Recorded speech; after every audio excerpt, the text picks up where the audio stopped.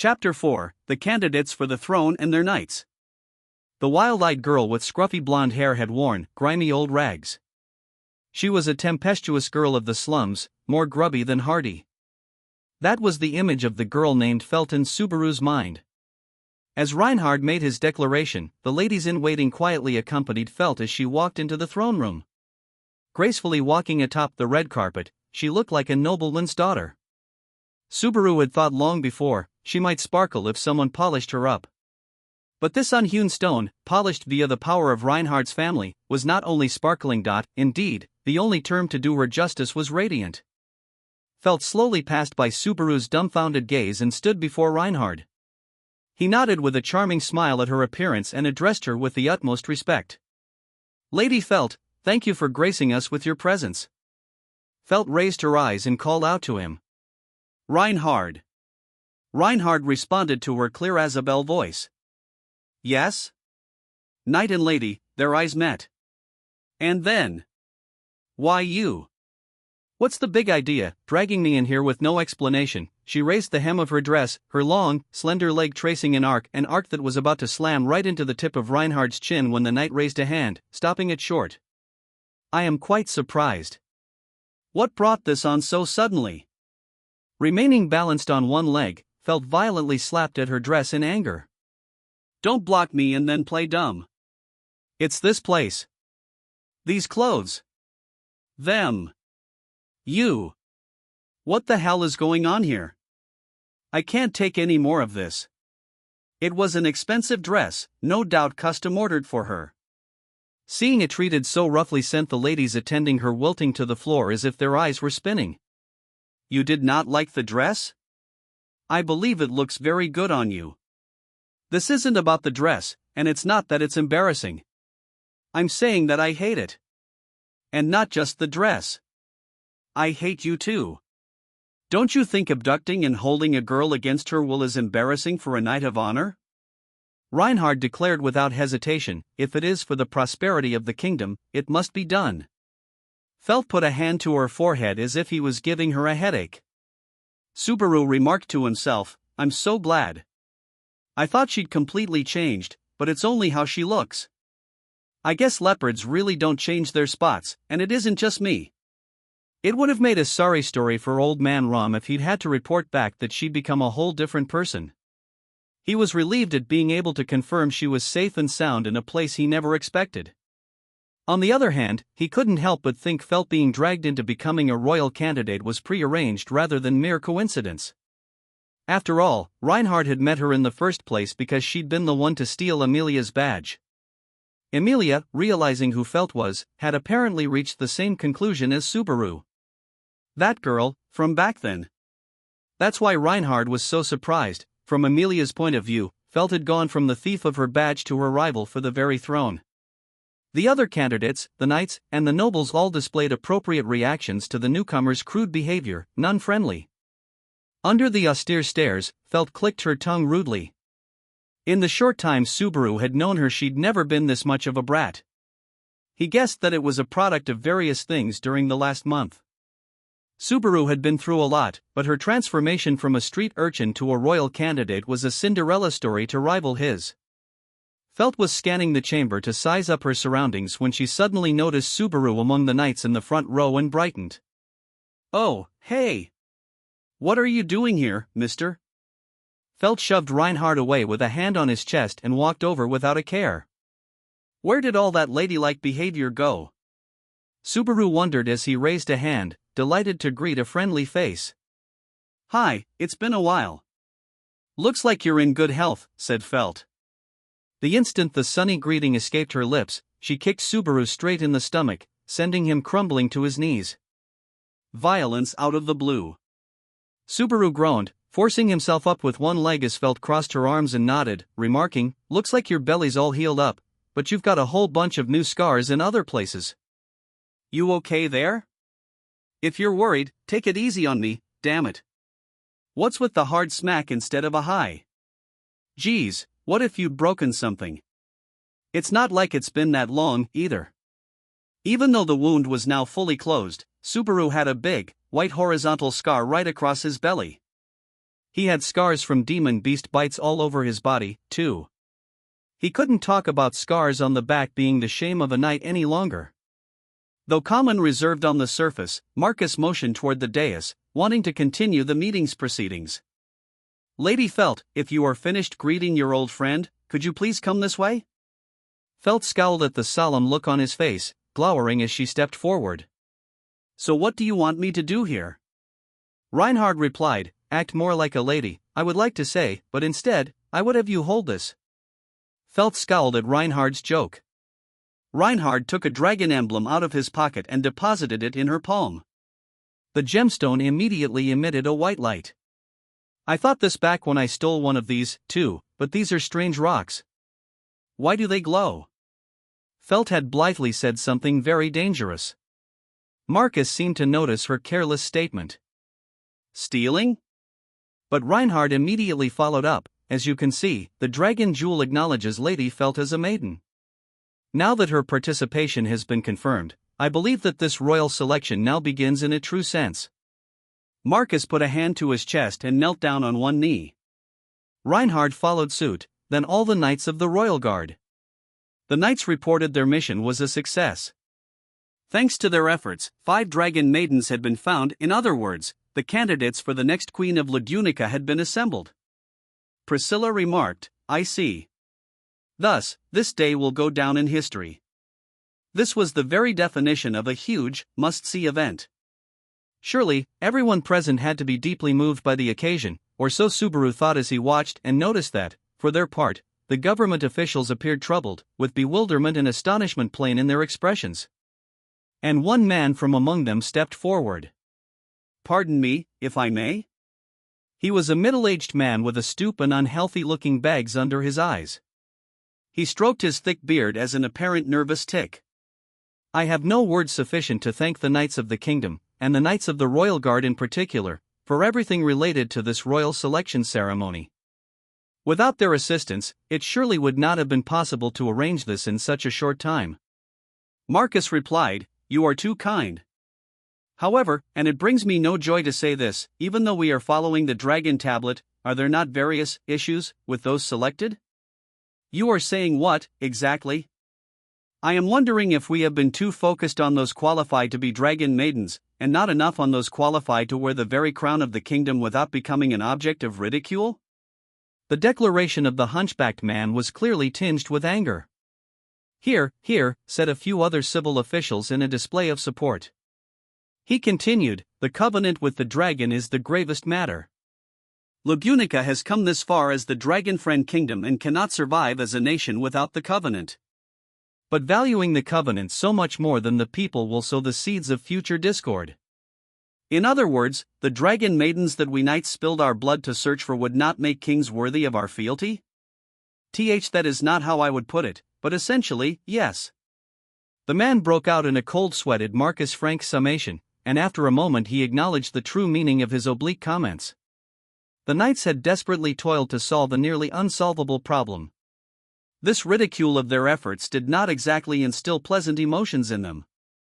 Subaru, standing with the knights, felt the hot anger all around him on his skin. He remarked, smells like something's burning in here. Hearing Subaru's murmur, Al cheerfully spoke to 2 other people in the same row. Well, it sure sounded like he was insulting the knights. I don't mind, but what do you 2 think? The 2 he'd addressed, Julius and Ferris, turned their heads toward Al and Subaru. Ferris spoke first. Your dear fairy doesn't really mind, meow? I mean, whatever Beardy says, Fairy's fealty is already to one person alone, you see. Julius followed up. I will not go quite as far as Ferris, but I feel the same.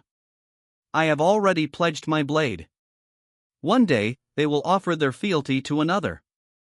I do not intend to be so narrow-minded that my heart should be disturbed prior to that day. Not one to be outdone, Al said. Ha, that's mighty fine of you. Of course, it's the same with me where Princess is concerned. The 2 others could only make wry smiles at that. Subaru wasn't exactly enjoying being the odd man out. Ferris had Crush. Al had Priscilla. That would have to make Julius a supporter of Anastasia.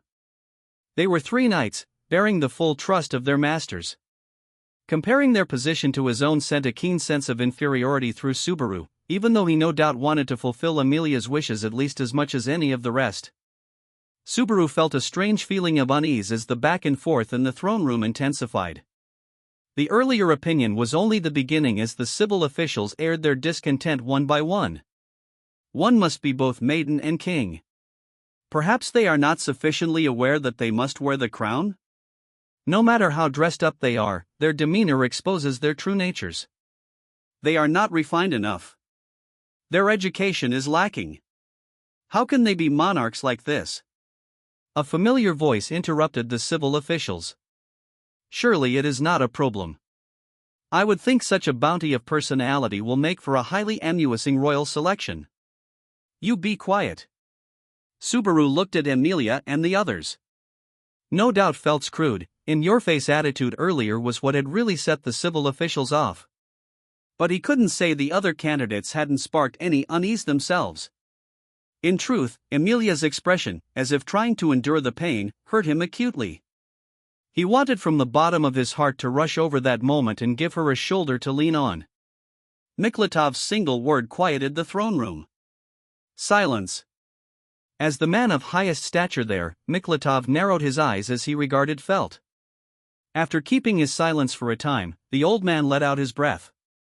That was somewhat irreverent behavior, so I do understand Mr. Rickert's view. In that light, I believe everyone should hear a brief summation of the candidate's personal history. A bald, stern-faced old man seconded Miklatov's opinion. Indeed. We can decide whether she is suitable or not from that. Seeing the rest of the council of elders nod, the civil official apparently named Rickert took a step back. Miklatov continued, Sir Reinhard. We would first hear the highlights of what you know. After he was called, Reinhard bent down on one knee in a show of the utmost respect. Subaru wasn't even involved, but a cold sweat broke out over him nonetheless. After all, a blunt telling of the truth would naturally expose Felt's life of crime and stir up more problems. Until approximately 1 month ago, Lady Felt was living in a corner of the lower quarter of the royal capital, also known as the slums. An occasion arose where she had an opportunity to touch a dragon jewel. Having judged that she was qualified to be a dragon maiden, I brought her with me as a matter of course. Assuaging Subaru's concerns, Reinhard made his report while deftly dancing around the problematic parts. The explanation had huge, glaring gaps, but the assembly did not focus on those, but rather, certain other things. Away from the slums. Sir Reinhard, are you insane? Rickert exploded. You bring a vagrant from the streets to a ceremony to select the monarch who must shoulder the future of Lugunica? Just what do you think the royal throne is? Reinhard had done as asked, expressing utmost courtesy to those on the platform. His gallant profile did not reveal the slightest hint of negativity. Rickert directed his words at Miklatov next. Someone should be selected who is suitable for the crown. We cannot simply lay our hands on whoever happens to walk by, as Rickert eloquently attempted to sway Miklatov. A familiar voice dashed cold water over his efforts. Mr. Rickert, you are slightly too heated over this matter, are you Newt? Nonsense, Roswell. Nor do I approve of your conduct. Not only I, but all of the officials. Until now we have overlooked this because we are in a time of crisis, but I shall still my tongue no longer.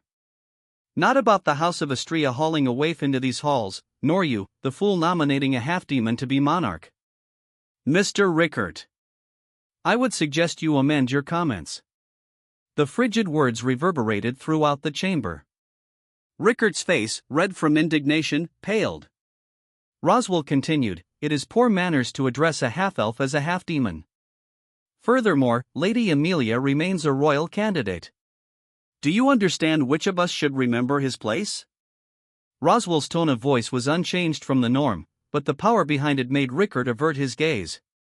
He shook his head, as if to conceal his intimidation, and dramatically motioned to the dais. And what of it? I do not believe my claim to be in error. Qualified as Dragon Maiden does not mean qualified to be king. Lord Miklatov. Please reconsider. The future prosperity of the kingdom cannot be built upon the election of an obscene royal candidate such as Sir Reinhard. The sage addressed not Rickert, attempting to sway his view, but the red-haired knight. Is this girl? I cannot be absolutely certain, for the means to prove with certainty no longer exist. However, I must resist the urge to call this coincidence happenstance. What would you call it, then? I would call it fate. At Reinhard's reply, Miklatov closed his eyes as if that statement held some special meaning. Neither Subaru nor those around him had any idea what the two were talking about. It seemed only the pair knew to what they referred. Surrounded by such confusion, Miklatov put a hand to his forehead, as if lamenting the situation, and looked across the other old men. Have you not noticed? Take another good look at Lady Felt. If you cannot tell even then, I must question your fidelity to your own kingdom. In response to Miklatov's challenge, the occupants of the chamber held their breaths and gazed at Felt. Felt, at the eye of a storm of unrestrained stares, scowled openly. Rickert bluntly pointed out Felt's shortcomings. Looking at her, of course one can tell, she is still very young, and there are far too many things she would have to learn before setting foot near a through. Suddenly, his face stiffened as if he'd realized something, his eyes opening wide in shock. The blonde hair and crimson eyes? Once Rickert said it, the other officials were struck with similar force like a row of dominoes. The only one not affected was Subaru, ignorant of common knowledge in that world. When Subaru glanced to the side, Ferris and Julius appeared to understand. He couldn't tell what in the world Al was thinking, per usual, but Al showed no special sign of surprise. Blonde hair and crimson eyes, these are peculiar to the bloodline of the Lagunica royal family. But it cannot be. The entire royal bloodline passed away in that incident half a year ago. It is simply impossible that this girl could. Reinhard calmly interrupted Rickert's forceful denial. Mr. Rickert, are you aware of a certain incident in the palace some 14 years ago? The words from Reinhard's lips struck Rickert with even greater force.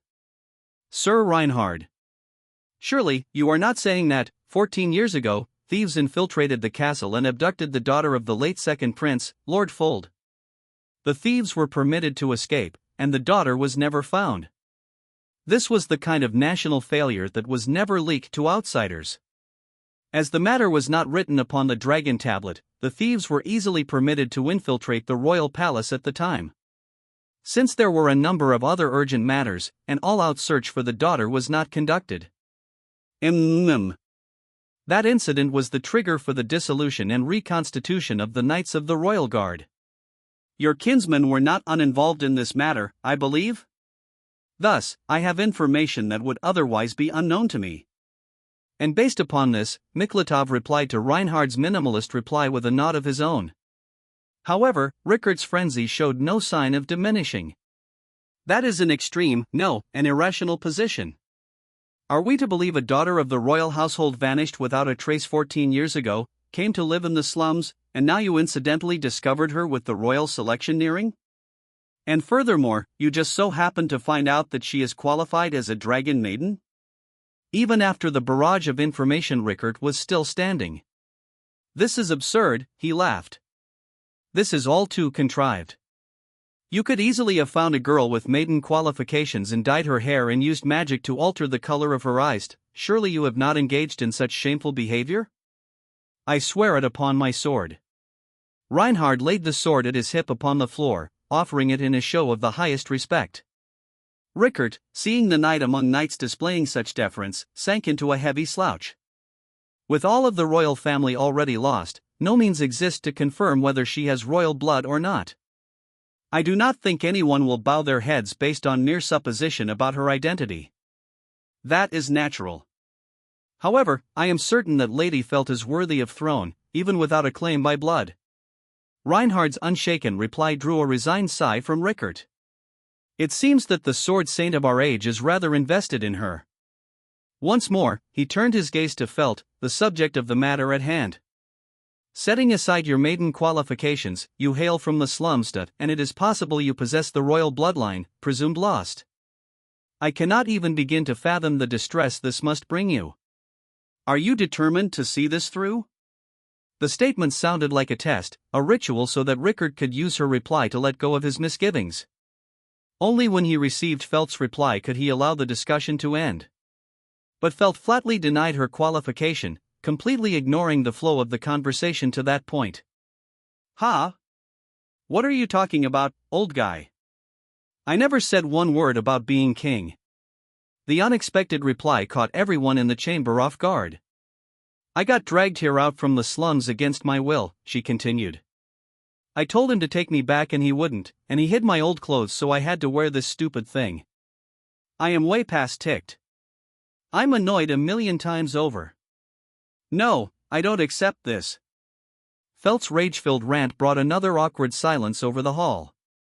Even Subaru, famously unable to read the mood, could tell that things were going south. Among the silent remaining candidates, Priscilla, her arms crossed with a bored expression, spat out, "How long are you going to entertain this boring, pointless discussion?" As all eyes fell upon the girl, her full bosom shook above her folded arms. "Even if it is in name only, 5 have been assembled so the process can commence. All we need do is begin, and the unworthy will be culled in due course. After all, I shall be the last one standing. Whether the excess baggage is qualified to be king or not is completely beside the point." Priscilla's brash, irrational argument drew a heated reaction from Felt. "Ah!" She leaped down from the dais and glared at Priscilla head-on. "I was thinking earlier you were a good-looking chick, but I guess it's a flower bed inside your head, too, huh? If you wanna pick a fight, I'm game. Everyone knows with me you get more than you bargained for." Such arrogance. "Do you know who I am?" "Ha, like I'd know." Felt brushed off Priscilla's statement with a loud laugh. Priscilla's eyes cruelly narrowed. With Subaru's breath catching from the decisive change in the atmosphere, Al shouted from beside him, "Princess, this is..." He must have known exactly what Priscilla was about to do. Then, at Al's shout, a gust wind cut across the chamber. Reinhard moved directly in front of her in a split second and spoke in a quiet voice. "Pardon me, Lady Priscilla." In the literal blink of an eye, the knight, on one knee on the dais a moment before, had come between the two royal candidates. The red-haired knight was facing the orange-haired girl, and behind him, Emilia held Felt close to protect her. Emilia's violet eyes filled with anger as she chewed Priscilla out. Such hostility in an important place like this. What are you thinking?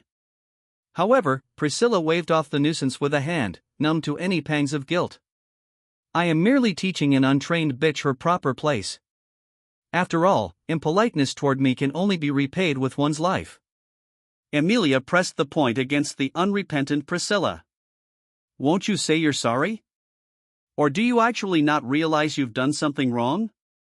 For an instant, the words made Priscilla's face go blank.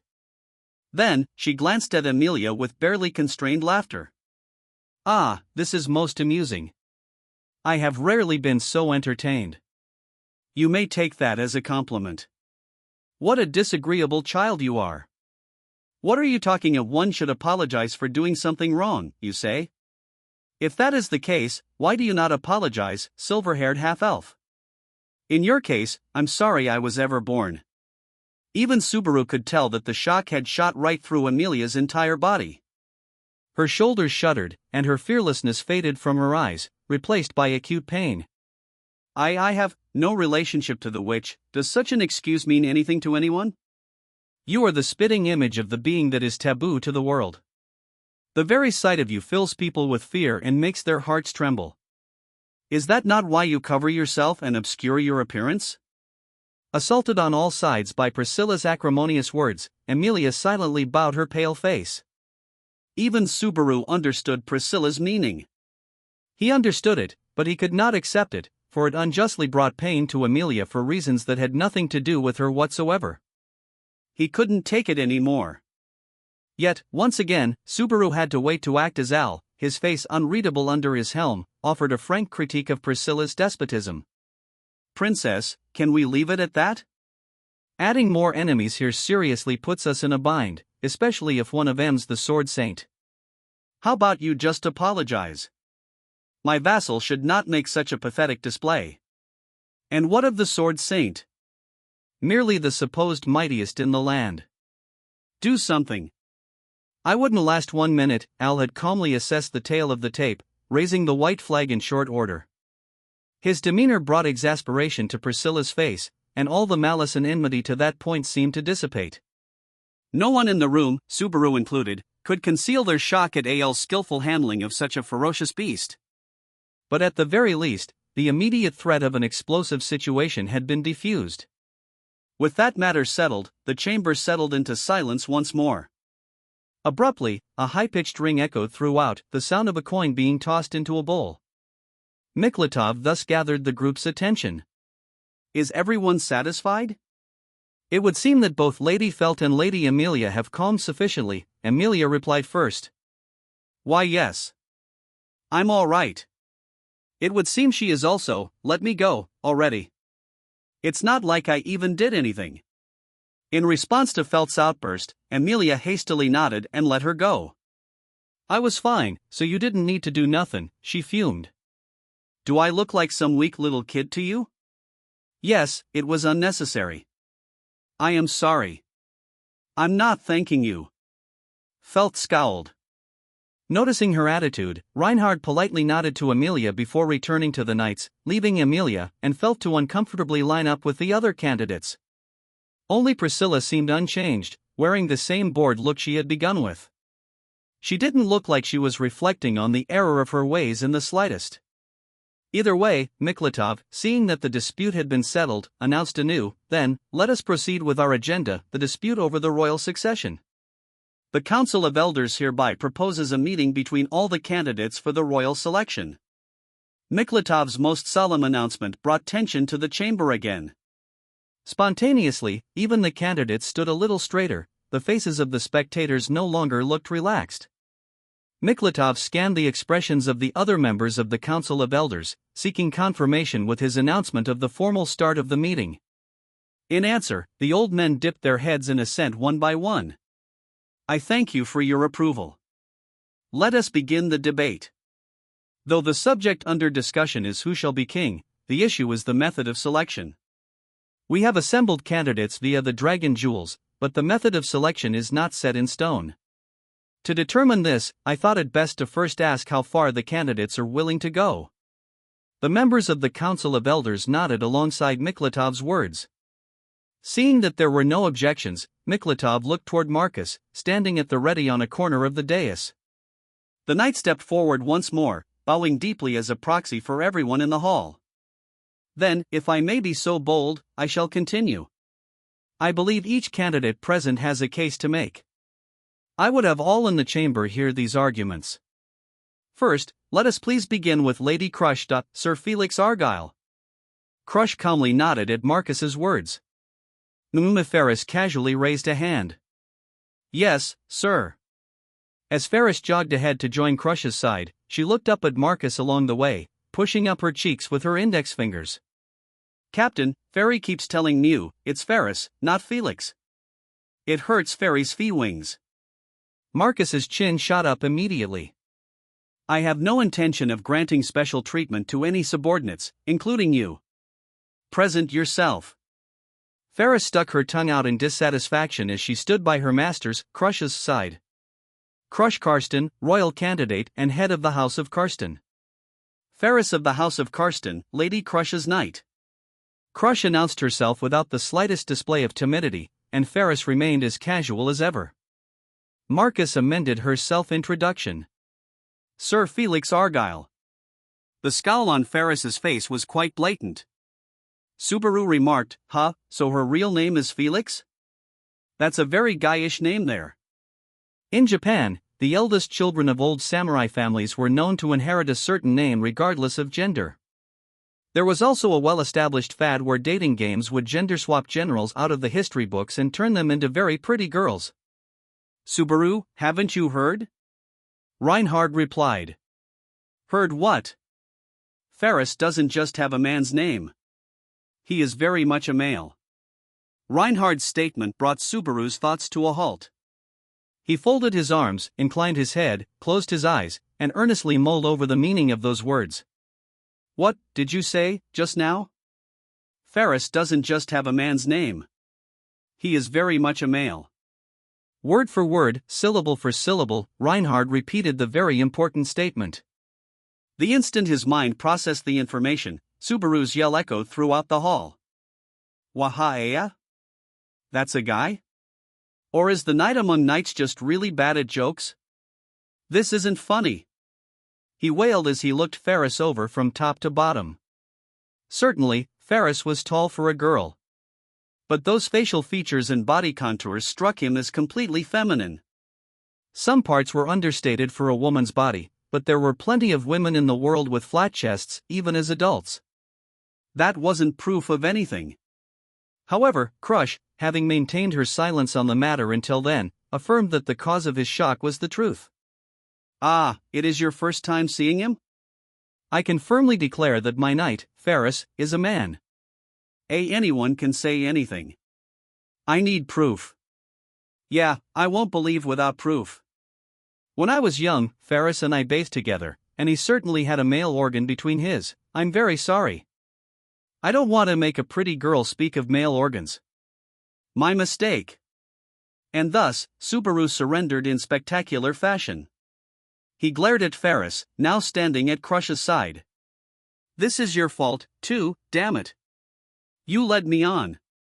A guy under those cat ears, ugh. Just remembering that nibble is making me shudder. Hey meow, you got it wrong all on your own, Subaru. Fairy never said one word about being a girl. Don't mess with me, you bitch, correction, you bastard. Ferris giggled, sticking his tongue out with a wink. Crush seemed satisfied as she commented, everyone makes that face when they find me out. It's so amusing and never gets old, not many have such a big reaction, though. This brought an uncharacteristic scowl to Miklatov's face. It is in poor taste to continue this, knowing what shall result, Lady Crush. For her part, Crush's face firmed up again slightly as she shook her head. It seems that you misunderstood, Lord Miklatov. I do not instruct Ferris to dress like this. All of it is of his free will. Rickard lodged an objection to Crush's words. Though I believe it is a master's duty to see that a vassal is appropriately dressed, Crush's eyes narrowed in response. It is a master's duty to see that a vassal is appropriately dressed, you say? In that case, I indeed desire that Ferris be dressed as he is now. Do you understand why? Why, I wonder. It is very simple, one should be attired in the manner that makes one's soul shine the brightest. Ferris's current attire suits him far better than knightly armor, just as I wear my own outfit because it suits me better than any dress. Crush pushed out her chest in a display of personal pride as she spoke. As Ferris stood beside her, he'd smiled at the sight of his gallant master. The sight of Crush so poised made Rickard lose all stomach for an argument. As he kept his silence, Subaru too could not help but feel his chest stir in the face of Crush's composure. Reinhard remarked, in a voice that seemed rather loud considering the circumstances, that is Lady Crush for you. Among the candidates, she is the first to voice her opinion but also the one with the strongest support. Whatever she says, she speaks with a different sense of confidence than the others. What do you mean?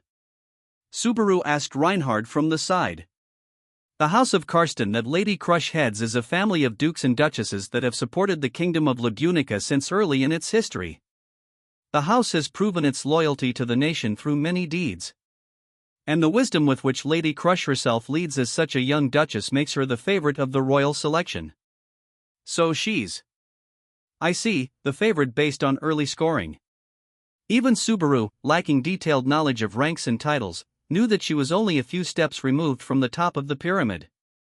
With the royal family wiped out, public opinion probably favored someone close to the late king. The faint murmur spread through the hall as people all around nodded to each other about Crush's superiority. Apparently, her being the favorite in the royal selection was something to accept as fact. However, it was Crush herself who interrupted the murmurs. It would seem many here harbor a minor misconception. As calm returned to the hall, she nodded with a composed look. I strive to be fully aware of what everyone expects by having me take the throne. The House of Karsten is a house that has carried great authority and political influence for many years. Should I succeed as monarch, politics and national policy are guaranteed to continue without so much as a ripple. correct? Several people in the chamber nodded as they listened to Crush's eloquent speech. I regret to dash your expectations, but I can guarantee no such thing. At Crush's statement, the throne room briefly fell silent, only to erupt in an earthquake several seconds later. What's the meaning of this? Several of those assembled exclaimed as Crush looked up at the dais, her expression unchanged. She shook her deep green hair as her gallant gaze looked past them to a mural etched on the wall behind the royal throne. The Dragon Friend Kingdom of Lugunica. This nation has remained prosperous by honoring the covenant made with the dragon long ago. Thanks to the dragon, various crises have been averted, from war, to plague, to famine. The word dragon has never vanished from the kingdom at any point through its long history. All of this was according to Marcus's tale of the covenant with the dragon at the start of the meeting. Upholding the covenant between the kingdom of Lugunica and the dragon had brought fame and prosperity throughout history. As everyone mulled over the meaning of her words, Crush folded her arms and scanned the gathering. For the most part, prosperity brought by reaching the covenant with the dragon has been a good thing. If war arises, the dragon breathes and burns our enemies away. If there is plague, it employs its mana to heal people. If there is famine, soaking the soil with dragon's blood grants the blessing of bounty. And so, the guidance of the dragon has saved us from hardship and guaranteed our glory. In spite of the glowing details on Crush's lips, her face did not brighten. Under the silent attention of the entire assembly, she remarked, "Let me ask you that, do you not think it is shameful?" The chamber returned to silence with an even greater sense of tension than before. But if one were to compare the emotions of its occupants, the most heated, raw anger was without doubt coming from Crush, standing before the throne.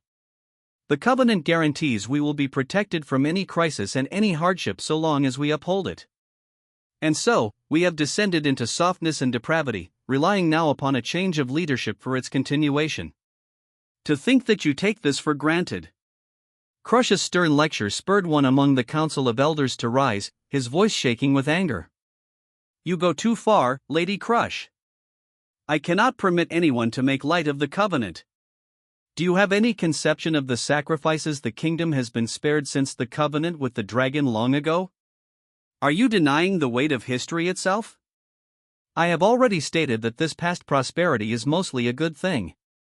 No words have passed my lips claiming that I myself have not been a beneficiary of its blessing. The House of Karsten was born with the kingdom and has shared in its glory. Had a crisis destroyed the kingdom, my house would have shared its fate. Whenever the dragon has saved the nation, it has saved my house as well. Crush paused briefly. However, the future is a different matter. Do you think nothing of the pathetic sight you make at this moment? Have you not ceased to use your minds because you cling to the dragon and the covenant? When war, plague, and famine assail the kingdom anew, is there nothing we can do but sing the dragon's praises? That is, this nation has relied upon the writings of the dragon tablet for too long, becoming so soft and weak that it cannot stand on its own power.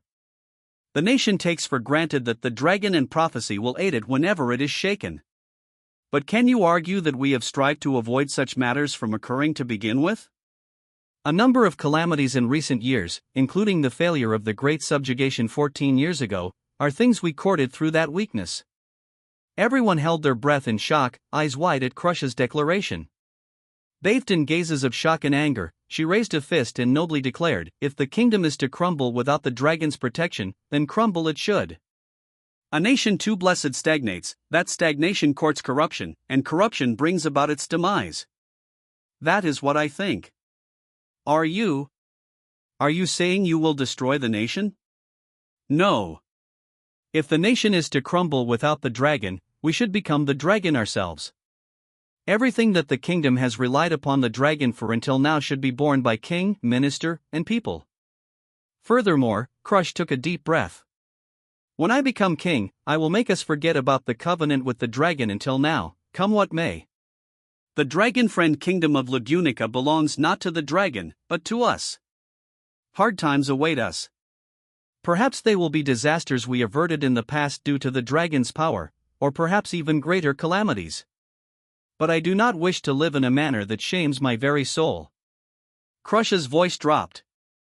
She shook her head and lowered her gaze. "I have long harbored doubts about the state of the kingdom. I believe that this course of events is a heaven-sent opportunity to set it right.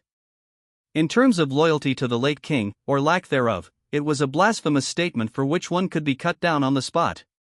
Subaru took in all of Crush's words. The nobles are right in theory, but a lot of what she said is hard to deny, he thought to himself. Looking around, he saw he wasn't the only one. No one was willing to raise a voice against the girl's boldly voiced argument. Here was a girl willing to smash the history of the kingdom, the very essence of what it took to be a monarch. Miklatov, having listened to Crush's claims to the very end, passed matters along to Ferris, standing beside her. We understand Lady Crush's point of view. Now then, Sir Felix Argyle, is there anything you wish to add? Apparently, it was the place of the vassal to advocate for the master. Thank you for asking, but I have nothing further to add. Lady Crush's thoughts are exactly as she says. And history will prove that Lady Crush's actions are correct. I have no doubt whatsoever that it is my master who shall become king. Ferris solemnly bowed at his slender hips as he expressed his immense trust. Then his face returned to its usual fawning expression as he smiled at Crush. Lady Crush, you're just as incredible as ever.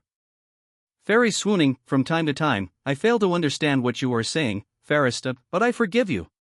You would never do anything that costs me. The warm regard for Ferris in Crush's eyes made the strength of their relationship plain. With the conclusion of that expression of trust in Crush, Miklatov briefly set things in order. We have finally heard from one person. Though it seems her opinions have created quite a stir. To the Council of Elders and the civil officials, the plans of the candidate with the strongest backing were a thunderbolt out of the blue. It was evident the entire exchange had alienated many would-be supporters. But anyone hearing that speech would harbor no doubt that those who supported her held the highest trust in her possible. Subaru remarked to himself, I still don't know how they're actually gonna pick someone, though. The whole point of this display was to determine how they would go about it. The lack of hard and fast rules meant that all he could do was keep watching the debate, mixed feelings notwithstanding. Marcus, having apparently regained his composure, proceeded. Then, let us continue, following with the next in line beside Lady Crush. The orange-haired girl stepped forward with an arrogant look on her face. Finally. It's Hyper Priscilla time, then. Subaru was in complete shock at the strange combination of words. Just now, did she say, Hyper Priscilla time? Al walked over and stood at Priscilla's side, giving her a thumbs up like he was taking credit. It would seem that the riffraff's eyes are all upon my gorgeous self. You used that pretty nicely, princess. Totally nailed them with a big uppercut. Ignoring the fact that the looks regarded her less as amazing than bizarre, Priscilla thrust her shoulders back in pride at Al's off-the-mark flattery. Very well, Lady Priscilla Burial, if you please, though it pains me, I shall humor you. I need only demonstrate my majesty to the old fossils and establish that they should simply choose to obey me, yes. A simple matter. As she spoke, she pulled a fan out of the yawning gap of her cleavage, loudly snapping it open and using it to conceal her mouth as she giggled. Her adorable looks clashed with her evil, sadistic laugh. The bloody bride.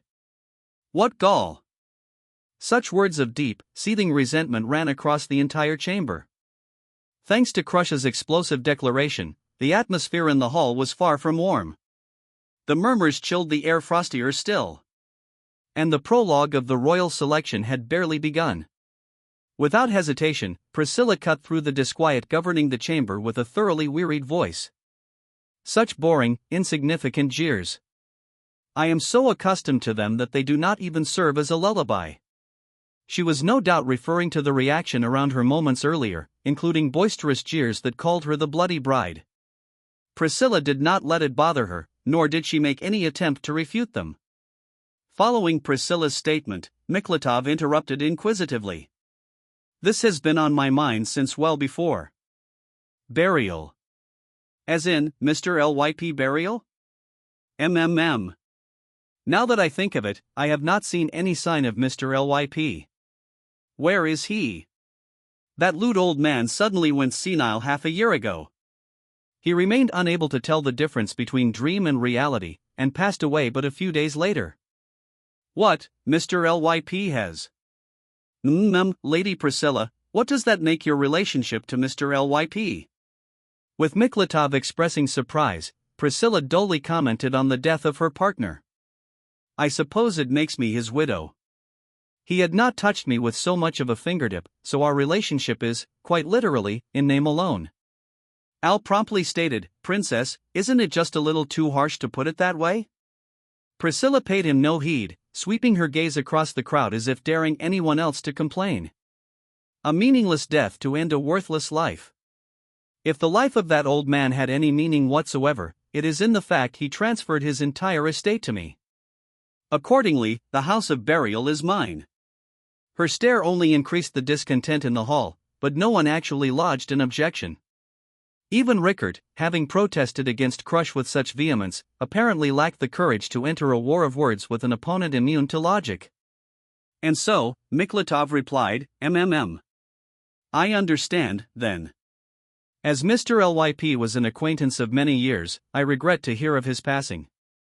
But I see that your claim is on firm ground, Lady Priscilla. But of course. As Priscilla arrogantly nodded, Miklatov now shifted the conversation to the vassal at her side. Though I would like to press for further details, does the knight beside you have anything to add? Me? Eyal's yawning reply did a splendid job of drawing the antagonism all around him. It was as if the servant was cooling off the heat that his master had brought to the hall. Yes, you. Your attire is highly unusual. I have not seen you among the knights of the Royal Guard, and your helm? Oh, can you tell?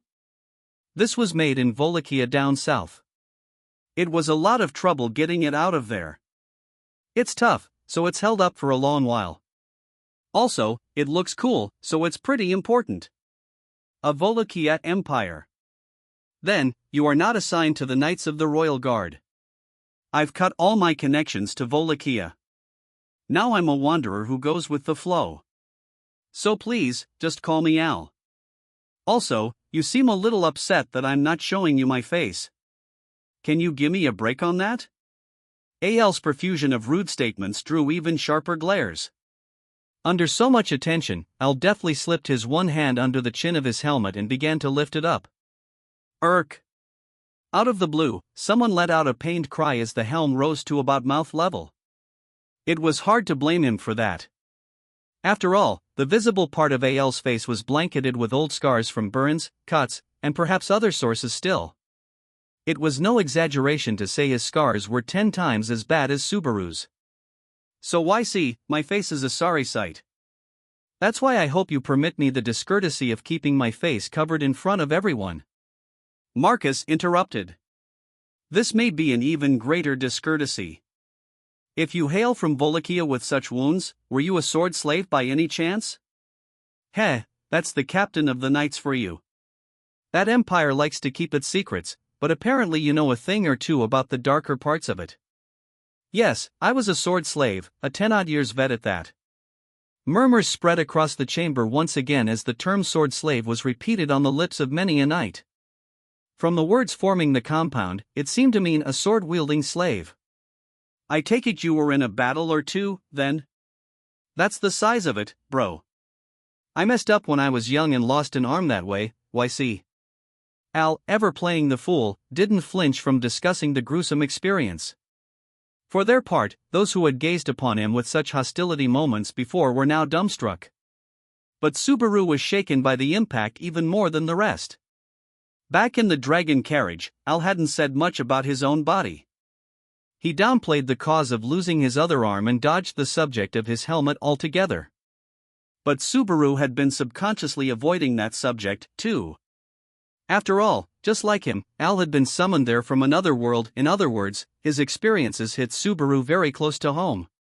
Losing an arm, having his face scarred up to the point he couldn't show it to anyone else that was a future Subaru, with countless scars already carved into his body, could easily have encountered for himself. If the icy chill running up his spine was any indication, Subaru would never have been able to endure it. Miklatov spoke again. Hailing from the Empire of Wallachia. Is that why you came to stand at Lady Priscilla's side? Priscilla replied, not at all. It is the result of a little game of mine. From the beginning, my becoming king was as good as divine providence. The result will be the same regardless of my vassal. And so, I am free to select the vassal that I like. As a showpiece, this man is sufficiently amusing and then some. How did you come to select him, then? What, you want to know? I caught sight of him in a bodybuilding contest I held on my estate, with the winner to be offered the job of my vassal. It was an amusing sight. Priscilla gave Al a glance rich in meaning as she replied to Miklatov. I see. So he was the winner of that contest. Al corrected him. Nah, I didn't win it. Life's not kind enough for a one-armed guy to beat a pack of beefy bodybuilders. I was lucky to round out the top 5 at the victory ceremony. Miklatov's face registered surprise that Al would interrupt even him. My word. Then how did you become Lady Priscilla's vassal? Priscilla straightened with pride as she gave Al's back a hard slap. I told you. I am free to pick whomever I please. Al yelped aloud, dry on. Audible to all, as she continued, to begin with, my keen eyes allowed me to discern that he is a physical wonder, far more than a collection of dim-witted louts overconfident in their muscle-bound arms. And more than that, only he boasted an escape from Wallachia and a berth beyond the great waterfalls. Priscilla briskly concluded her tale, loudly stomping with a high heel as all eyes fell upon her. And so, I selected Al to be my vassal. It is providence that my selection of Al, and my path to become king, shall both shine in accordance with my glory. She did not bear even the smallest molecule of doubt or hesitation. She was so full of confidence it was frightening. You say that, heaven has chosen you. But of course. After all, nothing happens in this world that does not benefit me. Furthermore, 'tis I who is worthy of becoming king, and no other. You need only bow before me and serve. Everyone was agape at her insolent declaration. The only one unaffected by her haughtiness was the man who called the girl his master. Princess, what's your basis for all that? 'Tis very simple. Serving me means siding with the winner. You may have anything you desire, I allow it. But I shall not permit you to serve anyone else. That is all. Priscilla brushed her orange hair back, raising her hand in a lofty wave toward the heavens. It was a gesture that meant, I have said all that there is to say. With that, she turned her back to the council of elders on the dais and walked away. Before turning his back to follow, her knight looked up at the dais and said, You might not like how she says it, but Princess is on the money. If she wants something, so long as she doesn't change her mind, she gets it. That's because the heavens themselves have chosen Priscilla. I'm sure you've heard how the old Mr. LYP lands have bounced back lately? Al sent a meaningful look in Marcus's direction. We have already confirmed this for ourselves. Following the passing of Mr. LYP burial, Lady Priscilla took control of policy within his lands, resulting in the region's unprecedented prosperity. Well, don't mistake that as us working hard for the sake of everyone else or something, okay? Princess's guesses are always on the mark like she's a natural. She's just right about everything, no ifs, ands, or buts. Well, if you're under Princess, you can do whatever you want. If you're gonna bet on the winning horse, I think it's best to do it sooner rather than later, though. It was as if both master and servant, so full of confidence, had forgotten their humility back in their mother's wombs. When they returned to their place among the candidates, the tension in the air relaxed as a matter of course.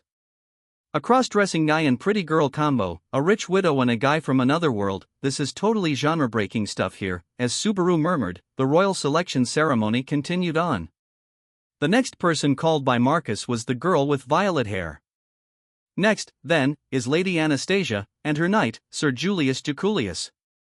Come forward. The girl reacted elegantly, but Priscilla had left vestiges of feverish agitation hovering over the chamber. That was when Julius lifted a hand up to the sky and swung it downward. The dry crackle echoed, forcing an inescapable change in the atmosphere.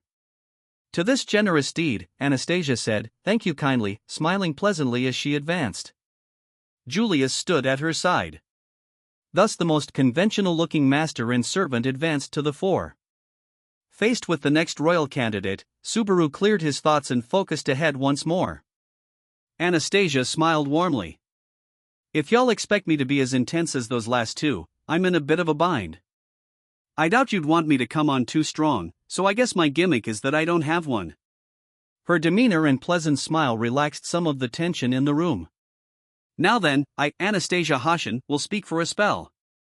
I hope you'll forgive my indiscretion, since I'm an outsider and all. Julius stroked the front of his hair in an unnecessarily polished motion to draw attention to himself. I am Lady Anastasia's knight, Julius Jaculius. Please be gentle with her. Subaru finally reasoned that the talk about her gimmick was a high-level joke. But what he couldn't get out of his head was the contrast of Anastasia's accent. Apparently, Subaru wasn't the only one who noticed, as Miklatov asked, with that peculiar accent, "Are you a native of Kararaji, then?" Exactly. I was born in Kararaji, to the lowest class in the League of Free Trading Cities. Miklatov's eyes narrowed slightly at that. The lowest class, then what is your connection to Lagunica? If lowest class meant the same thing there that it did in Lagunica, Anastasia was born a commoner. Depending on the meaning of the term, it could imply something even lower. I was born in the lowest class, but now I have a right proper mansion in the city. I have stores in a host of other cities. That's how I first imposed on Lagunica. Julius added, she serves as chairwoman of the Hashin Company, the most influential company in Kararaji.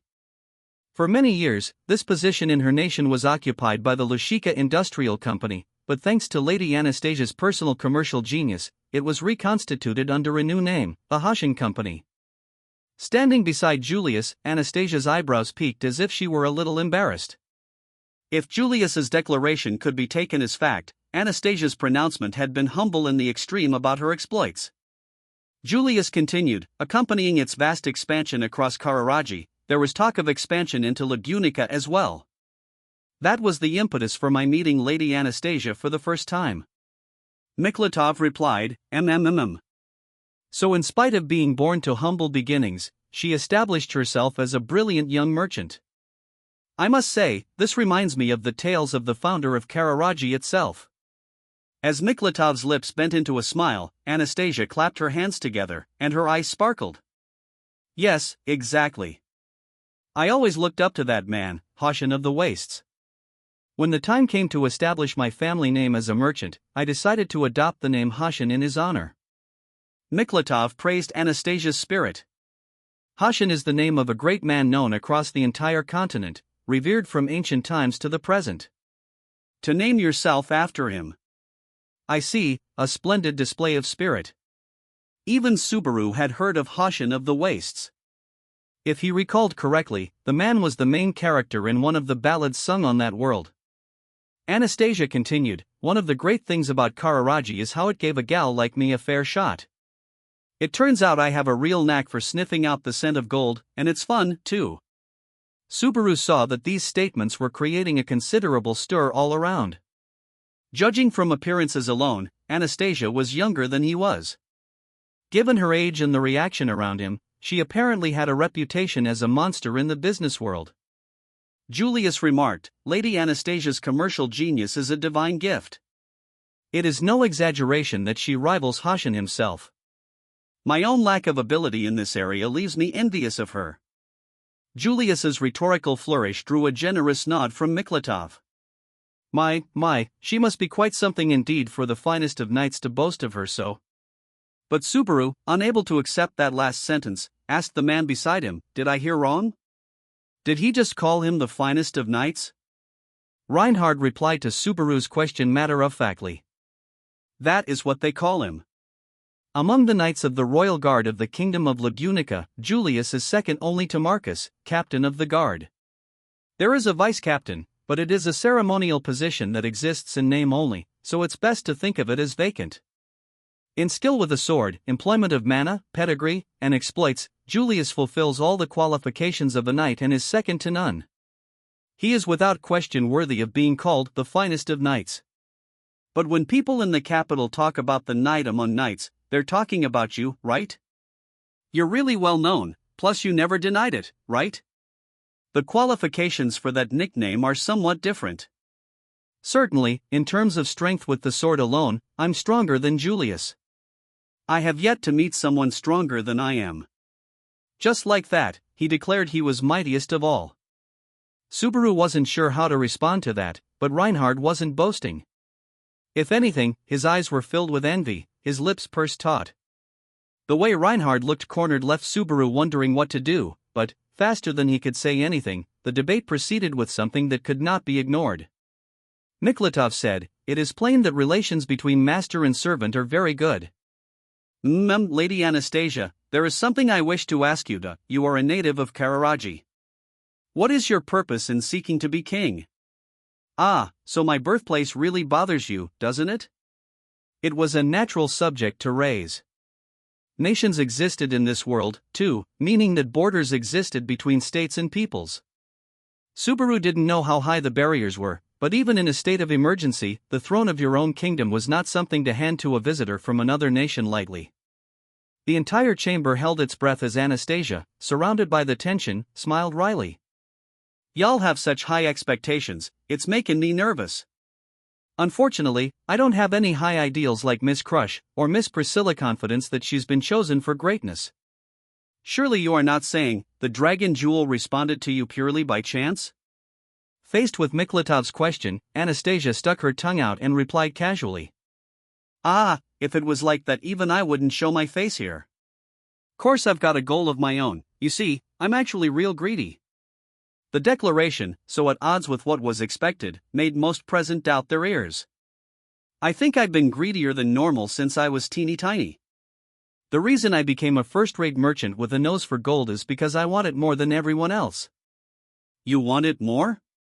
As a mate at the first little company I worked for, I made a couple suggestions to the owner and they were big hits, so I got involved in bigger and bigger deals, and soon I was living so large I forgot what it was like to be low class. It should have been fun, but I found out I wasn't free. I was even less free than before. Anastasia, counting on her fingers the steps she had climbed, shook her head. And why was that? Miklatov asked. That's the scary part about greed.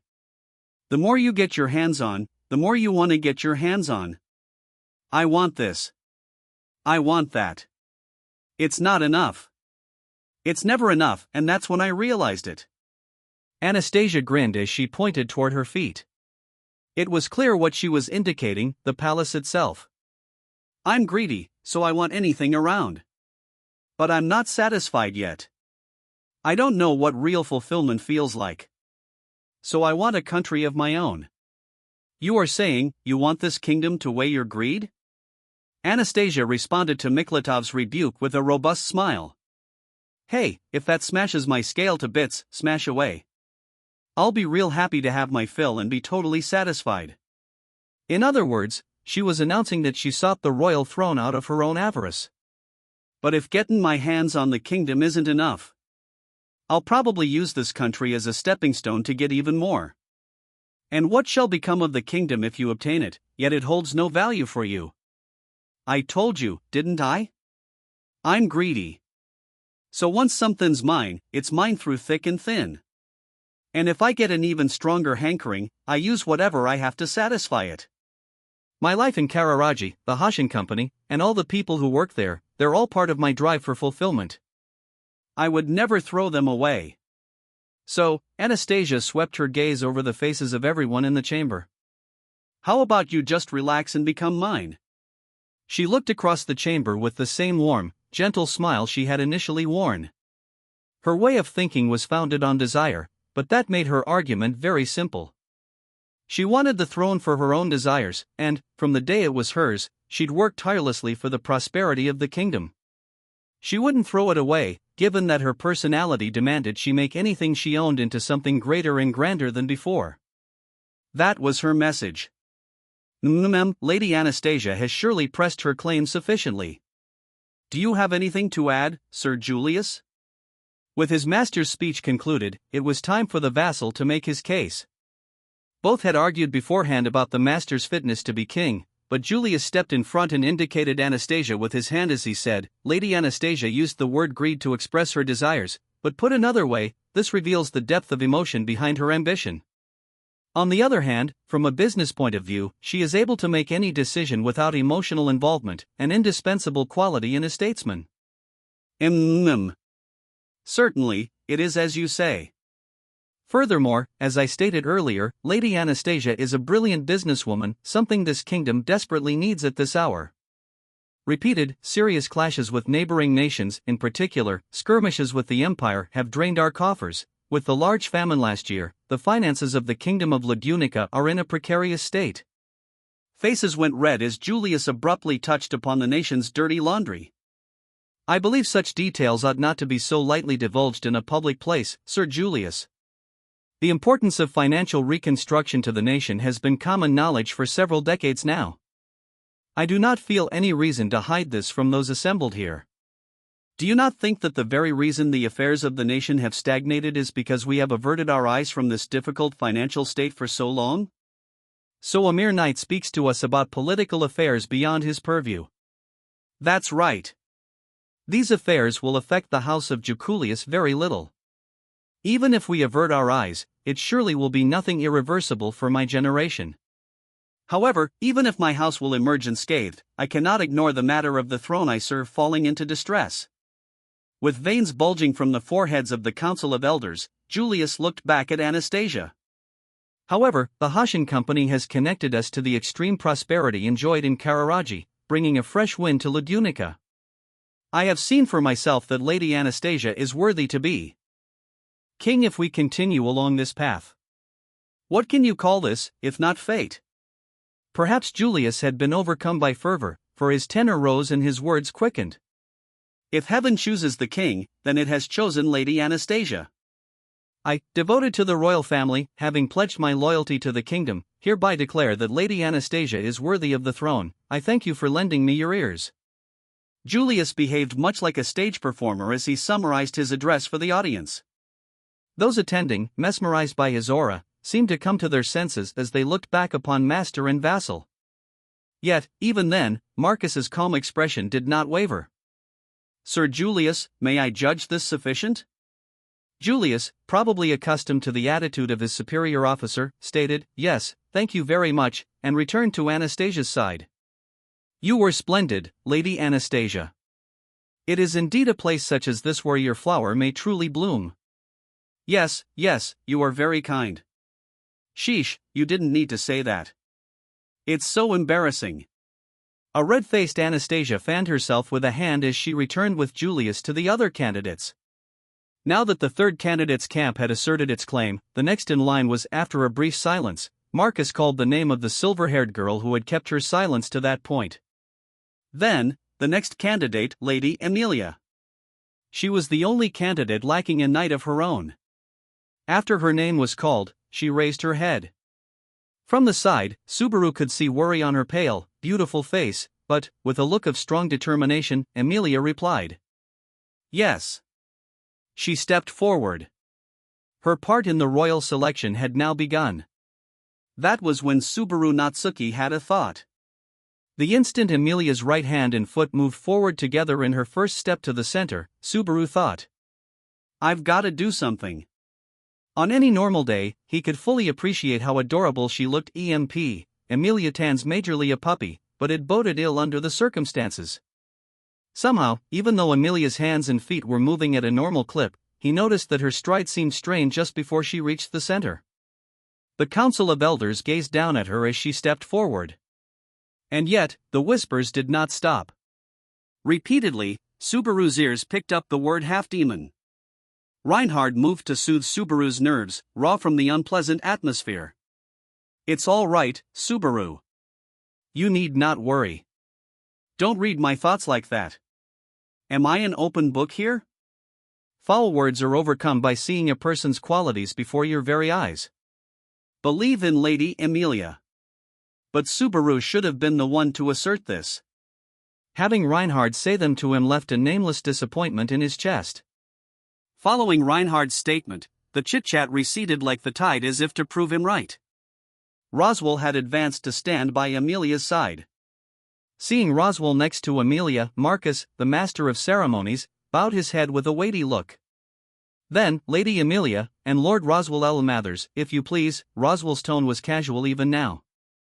Yes, yees. Following in the footsteps of all these knights, I feel so terribly out of place. He prodded Amelia with an am I? Of course, he earned no reaction. A normal response may have been too much to hope for given her tension from moments before. Roswell's insensitivity rubbed Subaru's nerves even rawer. But he instantly set even those strong feelings aside a moment later. After all, members of the Council of Elders, it is my pleasure to meet you for the first time. My name is Amelia. I have no family name. Please, simply call me Amelia. Her name, spoken with a voice clear as a bell, seemed to engrave itself upon the very hearts of all present. Her voice did not quaver, and she gazed forward, steady and strong. Subaru had to wonder where all that anxiety from a moment ago had gone. Amelia, stating her name before the Council of Elders, was not to be outmatched by the other candidates whatsoever. Roswell followed, and I am the humble man nominating Lady Amelia, Roswell L. Mathers, bearing the rank of Marquis. We are grateful for the Council of Elders' valuable time. Miklatov stroked his beard while directing where the conversation should proceed. So she is nominated, not by the Knights of the Royal Guard, but by the court magician. I would very much like to hear the details of why this is so. Miklatov gave Amelia a penetrating once-over. To Roswell, he continued, please provide us details about the candidate Lady Amelia, including her lineage. Understood. First, though I believe all present are well aware, I shall begin with the circumstances of Lady Amelia's birth. As you can see from her lovely silver hair, her skin so pale one can nearly see through her, violet eyes that seem to capture the very soul, and her voice, like a silver bell, one echoing unforgettably in the ears, even in one's dreams. As you well know, these enchanting qualities are proof that elven blood flows through Lady Amelia's veins. A bald old man sitting among the Council of Elders interrupted Roswell's explanation. And the other half of her blood is human, in other words, she is a half-elf? A vein bulged on the large-framed old man's forehead, hatred in his eyes shooting through Amelia as he spat out, how dare you? Have you no shame, bringing this silver-haired half-demon filth before the royal throne? Miklatov countered, Mr. Bordeaux, your words go too far. Mr. Miklatov, do you not understand? A silver-haired half-demon with an appearance matching the witch of jealousy is handed down by the old tales. She once consumed half of the world, she leads all living things to despair, chaos, and annihilation. Do not claim ignorance. How much do you think your appearance and lineage alone makes others tremble? You ask us to place such a being on the royal throne? Inconceivable. Even the commoners of other nations would call us a collection of madmen, to say nothing of the people of the dragon-friend kingdom of Lagunica, the nation where the witch sleeps. Bordeaux stomped his foot, his arms wide as he shouted, his tone and manner frayed. Even this act brought no reaction from Amelia. The atmosphere in the hall chilled at once. And then, Roswell replied, Master Bordeaux, are quiet finished? If you ask whether that is all I have to say, then I have not said nearly enough. Do you even comprehend what you have done, High Sorcerer of the Court? Bordeaux seemed like he was trying to cow Roswell into submission. I understand very much. Master Bordeaux, speaking on behalf of the Council of Elders, expresses that the reaction of the populace upon seeing Lady Amelia would be of concern, yes? Roswell raised a finger. However, perhaps you have forgotten, Master Bordeaux? The issue of which you speak has no bearing upon the royal selection whatsoever. What do you mean? Roswell lowered his voice as he looked up at the Council of Elders. If I may, it is precisely as Lady Priscilla stated at the beginning. Even if as a mere formality, there are 5 candidates, so the royal selection may begin. And if it begins, one need merely see it through, yes? Miklatov's eyes narrowed. In other words, you are saying that what is important is that the Dragon Jewel chose Lady Amelia, and that her actual suitability to succeed as monarch is irrelevant? Though it might be a crude way to put it, think of her as a stalking horse. Lady Amelia's appearance is very particular. Virtually no human being can look at her and not think of the witch of jealousy. She is easily employed as a pawn upon our chessboard. And just like that, Roswell denied all possibility of Amelia actually succeeding to the throne. The sheer shock of it was enough to make Subaru completely forget his anger at Roswell's earlier intemperate remarks. He was Amelia's sponsor and backer, who knew just how hard Amelia was striving to be king, and yet he said that. Bordeaux asked, so the royal selection between 5 candidates would in actuality be between 4? Do you not think that reducing the options reduces the possibility of dissolution? The current lack of a king invites other nations to intervene in our internal affairs. Should we not prepare countermeasures to diminish this threat? Roswell's suggestion sent Bordeaux into deep thought. The other members of the Council of Elders appeared ready to say, well, if it's like that. To decide to abandon all of Amelia's hard work by the roadside to use her as the stalking horse of the race. An angry shout reverberated throughout the chamber. Don't give me that crap. As the echoes died, the hall was silent once again. The only sound left in the hushed chamber was the ragged breathing of the boy who had called out, Subaru. With his face red with anger, the back of Subaru's mind announced, now you've done it. But it was too late to back out now. He could not retreat. Now that Subaru had walked forward out of the blue, Roswell turned his head and gave him a cold look. I did not think you were this obtuse. This is not a place for the likes of you to speak. Apologize and leave. Don't give me that crap. I said what I meant. And I'll add this. You all should be apologizing. Gone was Roswell's aloofness. In its place was an overwhelming, blood-curdling aura. Just looking at him chilled one to the bone. Perhaps the wavering of the air around him was from a vast quantity of mana. I am all the more surprised at your disregard for your own life. Subaru clenched his teeth. The back of his mind knew what to expect: overwhelming power, a vortex of great flame.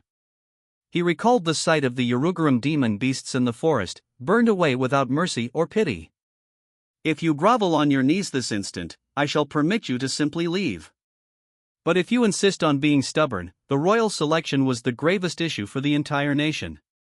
For disgracing it with individual feelings, Roswell would sentence Subaru to the flame on behalf of the dignity of the kingdom. The vast danger made Subaru's knees cry out for mercy. The shaking spread from his fingertips. Had he not clenched his teeth, everyone would be hearing them rattle by then. But I said, it's not me who should apologize, it's all of you. His shrill voice quivered. But even so, Subaru would not kneel. He couldn't kneel, for Amelia had not done a single thing wrong.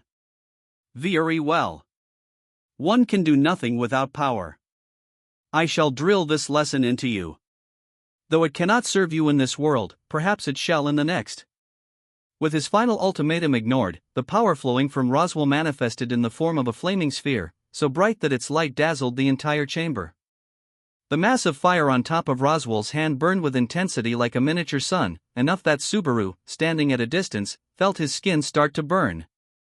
Behold, fire mana of the greatest power. Algoa.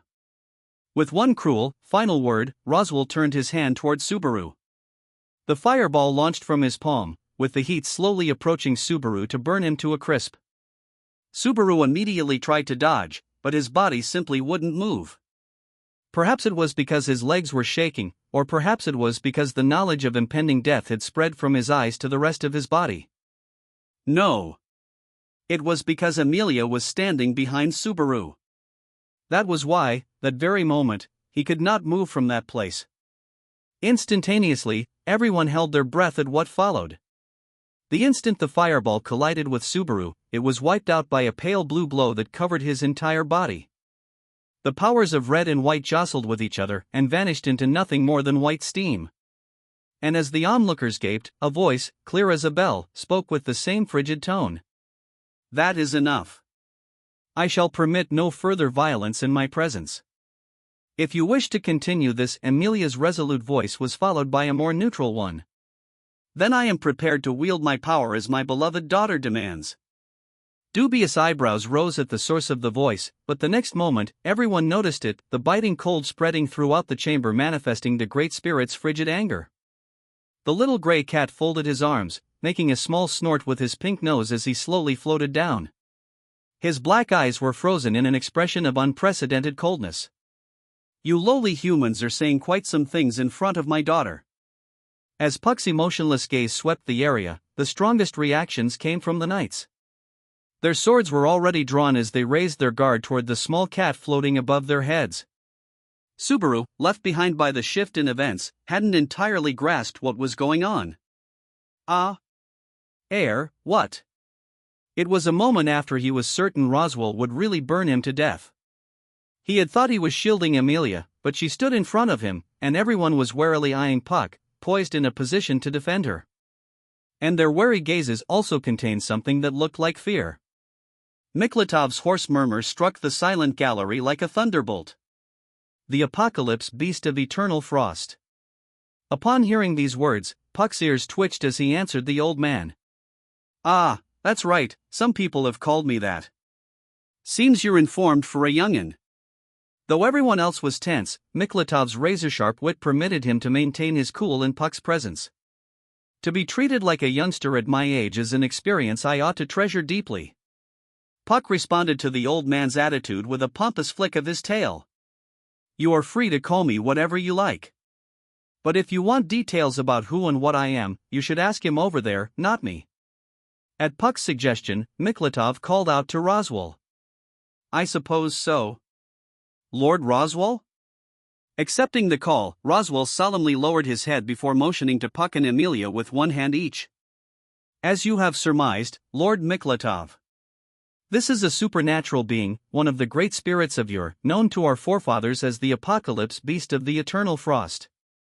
And currently, he is Lady Amelia's contracted spirit.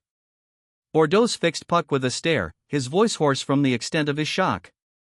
It can't be. One of the four great spirits in someone's service, and that of a half-demon at that.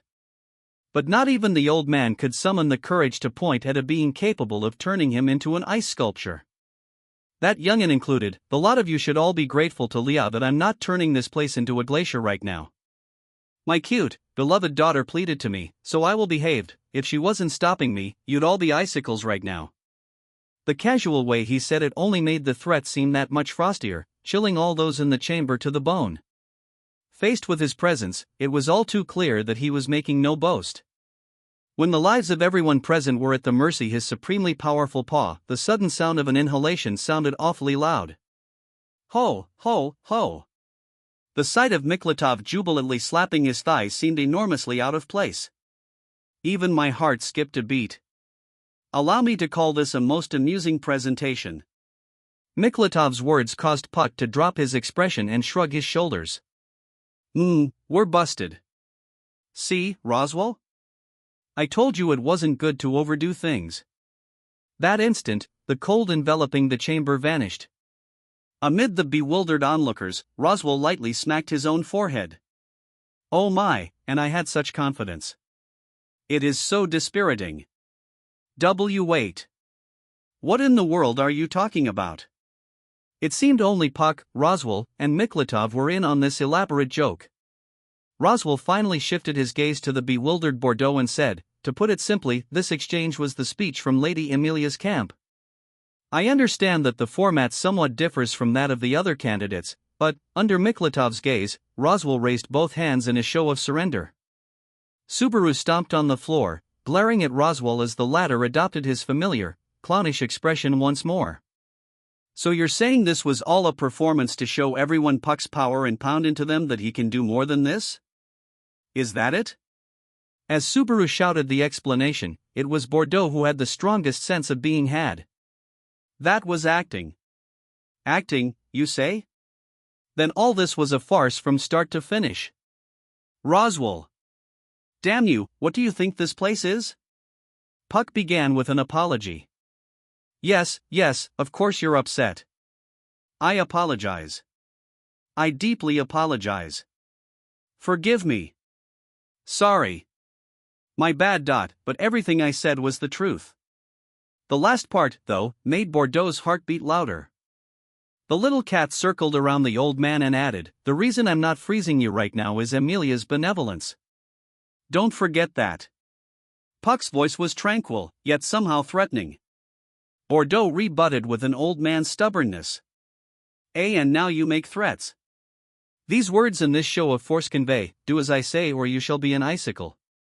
If this is not blackmail, what is? Then, Emilia wholeheartedly affirmed his suspicions. Yes, I am threatening you. She continued, I shall make my case to the esteemed members of the Council of Elders once more. My name is Emilia. I spent a long time in the great forest of Elior, the world of eternal frost, and am served by Puck, the great spirit that governs fire mana. I am a silver-haired half-elf. The people of the nearby villages called me. Emilia paused, surveying the faces of the Council of Elders on the dais. The freezing witch, born in the frozen forest. Witch. At that word, the atmosphere in the chamber shifted. Everyone's mouth snapped shut, unable to speak, all save one, Miklatov, who was apparently made of sterner stuff than the rest. You displayed your power, and now you state your demands. Truly this is the way of a witch. Then, what does the freezing witch seek in threatening us so? I have but a single demand, I simply want fair treatment. Fair? I understand I am regarded with prejudice, both for being a half-elf and a witch. But even so, I completely reject that this should rob me of this possibility. And so you desire to be treated fairly as a candidate for the royal selection? No doubt her memories were filled with the inexpressible malice she had experienced on a daily basis. Surely being persecuted because of the circumstances of her birth had not occurred only once or twice. Fairness is an exceedingly valuable thing to me. That is the only thing I demand of you, to be treated impartially. In turn, I shall do nothing unjust, such as use my contracted spirit as a shield with which to usurp the royal throne. That was surely one option available to Emilia. But she did not choose it, instead opting for a situation that, if anything, put her at a handicap. After all, as she explained, compared to the other candidates, I am inexperienced and lacking in too many areas. There is a mountain of things I do not know and that I must study. Even so, I believe my effort to reach my goal is no less than that of any other. Subaru had seen for himself how Emilia took her studies at the mansion very seriously. That was why he knew the truth behind her assertion more than anyone else present. He couldn't hide his shaking. It was strange how his throat was so dry, yet his eyes stung, ready to shed tears. He desperately held back from bawling his eyes out. Emilia continued, I do not know if my efforts are worthy of the throne. But my desire to make my efforts equal to the task is genuine. I believe these feelings are not unequal to those of the other candidates. Therefore, please look at me with unbiased eyes. Look at me as Emilia, of no family name, and see not the freezing witch, nor a silver-haired half-elf. Look at me. The final murmur echoed like a solemn plea. But the strength of the will behind it did not diminish the power of her request. The chamber fell into silence for a time. It was not that they were at a loss for words. They were waiting. Finally, Bordeaux, bathed in the gazes of all assembled, sighed at great length. My view shall not change. It is unmistakable that your appearance, reminiscent of the witch of jealousy, will have ill effects upon the populace. It would place the royal selection in a precarious state. His low voice had, to that point, argued against Emilia's position. A faint shadow formed around Emilia's violet eyes. But Bordeaux continued. However, sentiment is an area where none may intrude. Furthermore, it is something no one can do anything about, no matter what he may think. Even so, I apologize for my earlier rudeness. No, I deeply apologize for my rudeness, Lady Emilia. Bordeaux knelt then and there, displaying the greatest respect he could.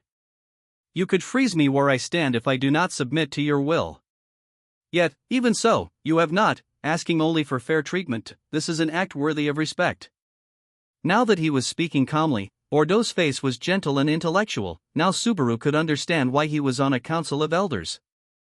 His reply drove the shadow from Emilia's eyes, replaced by a brighter, more natural expression of joy at being accepted.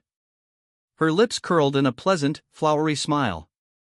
Bordeaux, under the full force of her gaze, lost his breath and turned red in the face. Miklatov redirected the conversation. Though that was a rather stormy digression, enough has been said, I believe. Lady Emilia, Marquis Roswell, do you have anything left to say? No, I have not spoken sufficiently. What to do, What to? Marcus swiftly brought an end to Roswell's playful comment. Thank you very much, then. He gave Roswell's tall back a light pat before Amelia turned toward Subaru, still standing right behind her. Her violet eyes betrayed a whirlwind of conflicted emotions. Her red tongue poked out of her mouth as if she was about to say something. From the dais, Miklatov raised an eyebrow and looked down at Subaru. Incidentally, what is that young man's position? The question, concerning the unmoored Subaru, brought tension back over Amelia's face. This is my, air. All her prior composure went flying out the window. And so Amelia had returned to the girl who'd ignited the love burning in Subaru's chest day after day. Relieved by the sight, Subaru patted Amelia's shoulder as he stepped forward. It's all right, Amelia, I'm ready for this, too. Ready for? Hold on, Subaru, what do you think you're? Waita, as she called from behind, Subaru boldly stepped forward. Beneath the gazes of the council of elders up on the dais, the boy grit his teeth and briskly raised his head. As he had learned by observation, Subaru bowed on one knee like the knights had and opened his mouth, his heart racing as he spoke with the highest respect he could muster. Pleasure to meet you, members of the Council of Elders. First, I'd like to apologize for the late introduction. My name is Subaru Natsuki. A servant at Roswell Manor and knight of the royal candidate, Lady Amelia. Subaru, feeling the weight of the hall's silence upon him, grit his teeth to beat back the tension. I am extremely pleased to make your acquaintance, he continued. The out-of-place Subaru had joined the battle to clearly define his own place in the world. He felt the temperature drop, even colder than when Puck had appeared. Subaru Natsuki had shrugged off Amelia's efforts to stop him and declared himself her knight. When Subaru made his announcement, the hall became bereft of sound, replaced by a thick, unpleasant cloud. Seeing the conflicted gazes of onlookers, Subaru realized that something was going deeply, unexpectedly awry as Miklatov asked, A knight, are you? Marquis Roswell. Who is this? A somewhat ignorant boy, is he not? This is a poor showing, even for him. Indeed, what is the status of Lady Amelia's actual knight? Unlike the other candidates, Lady Amelia currently lacks a knight that she can place her trust in. That is most certainly a matter of concern. However, that does not mean simply a Nyan can be a knight, particularly one claiming to be a knight of someone who may become king someday. Roswell continued to speak in his normal tone, seemingly for Subaru's benefit. Fidelity toward one's master is one of the qualifications of being a knight. Furthermore, the power to defend one's liege is required. He must have some special quality enabling him to blaze the path for his master to become king. If he does not, then, a voice abruptly interrupted Roswell's speech, hailing from the line of candidates. All eyes fell on the handsome young man with violet hair, Julius. That alone is not enough, Marquis Roswell. Julius elegantly bowed. Forgive my intrusion. However, there is something I must ask him. When Julius indicated him, Subaru scowled, remembering the former's hostility from before the royal selection. You need not be so defensive. I have only one question. Once it is done, you may do as you please. Do I look tense to you? Why not let me relax a little, ditch the question, and save it for tomorrow? Cease with the clown act. At least, if you truly wish to be Lady Amelia's self-declared knight. What do you mean by that? Julius regarded Subaru with exasperation, as if he was a complete dunce. It seems you do not understand. Just now, you announced yourself as a knight before the entire body of knights of the royal guard of the kingdom of Ludunica. Julius slowly motioned to indicate the knights lined up behind him. Prompted by his words, the knights in their rows stood at attention without disturbing a single thread of the carpet, saluting with their swords raised. That's pretty good stuff there. Did you all practice that just for today? Subaru was sniping to keep his wits under the pressure, but Julius's calm composure did not falter. Indeed we did, for we are highly aware we embody the dignity of the kingdom on a daily basis. We train in body and spirit, including how to behave in a ceremonial place. Are you prepared to learn all this? Only then did Subaru truly appreciate the true intent behind the question posed to him. Julius was asking him if he was prepared to shoulder the weight of the title of knight, like the knights of the royal guard behind him did. Subaru had called himself a knight to demonstrate that he was Emilia's supporter and the person who held her the foremost in his thoughts, to her rival candidates, to the knights, to the council of elders, and everyone involved in the royal selection. I want to make Lady Emilia king. No, I will make her king. Do you have enough resolve, and enough strength, to do this?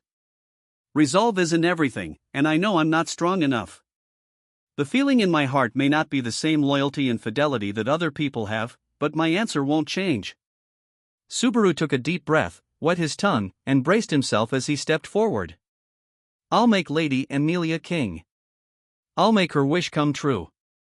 Do you not think that this is an exceptionally arrogant reply? Dismay entered Julius' expression, as if he were listening to a tale of an empty dream. Do you understand? People are divided according to their birth. Perhaps it is best to use the term capacity. Nothing is gained by attempting to surpass one's own capacity. Furthermore, you will never gain what you seek in doing so, especially not the title of knight, which falls so frivolously from your lips.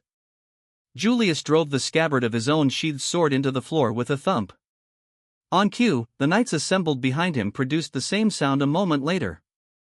The hard, heavy echo displayed that he had all the knights behind him. Those who pursue knighthood require loyalty to lord and kingdom and the power to protect their liege by force. No one may call himself knight without either one of these things. Can you still say there is the will, the power, the resolve within you? Don't get all high and mighty on me with your buddies.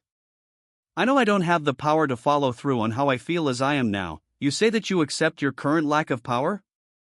I see, that is a precious thought. If you had not acknowledged your weakness, I might have been forced to reduce myself to your disgraceful level. Subaru was helpless to respond as Julius, unable to conceal his contempt, heaped scorn upon him.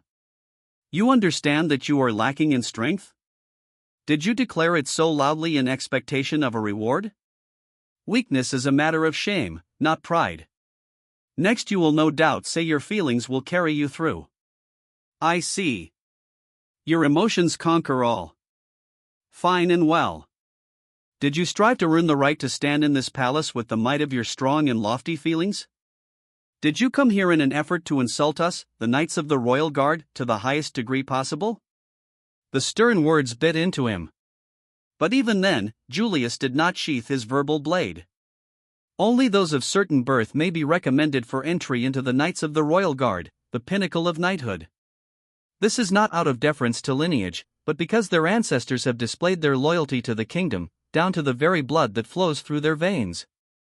I do not accept that you, nor the mercenary calling himself Al, have any qualifications to call yourselves knights. Bloodline. It's not like a person can do anything about something like that. Indeed. It is just as I have said. People are separated by birth. It was the same in your home. Just because two people have been born does not make them equal. Of course, not all born to knightly households become knights. Many lack the will.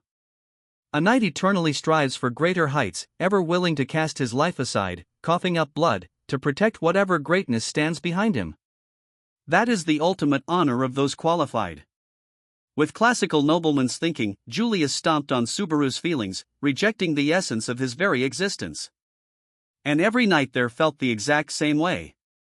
Not a single person in that place acknowledged Subaru as a knight. And yet, he replied, even so, I'll make Emilia king. I do not understand. In the face of such rejection, why are you still even here? Cold glances from throughout the chamber watched Subaru's recklessness with scorn and contempt. But Subaru couldn't feel any of that. He felt something far stronger, the gaze of the silver-haired girl behind him. He felt Emilia. He couldn't look back. He didn't have the courage. Feeling her presence, he hesitated for a brief moment, and then answered. Because she's special. That was his answer. Julius's eyes widened slightly in apparent surprise. However, the surge of emotion was immediately concealed when his face calmed again. You are obstinate. I accept that you have a reason for standing here regardless of whether you are qualified or not. In that case, I have nothing more to say to you. Julius turned his back to Subaru as if he was returning to the line of candidates. But his very first step halted, and his head alone turned back toward Subaru. However, do not think that I accept you as a knight, or ever will. What are you? I understand that you esteem her enough that you wish to protect her. However, your thoughts are. No, it would be ugly to elaborate deeply upon it. Julius shook his head, pitying Subaru. A man who brings such an expression to the one he wishes to stand beside is not a knight.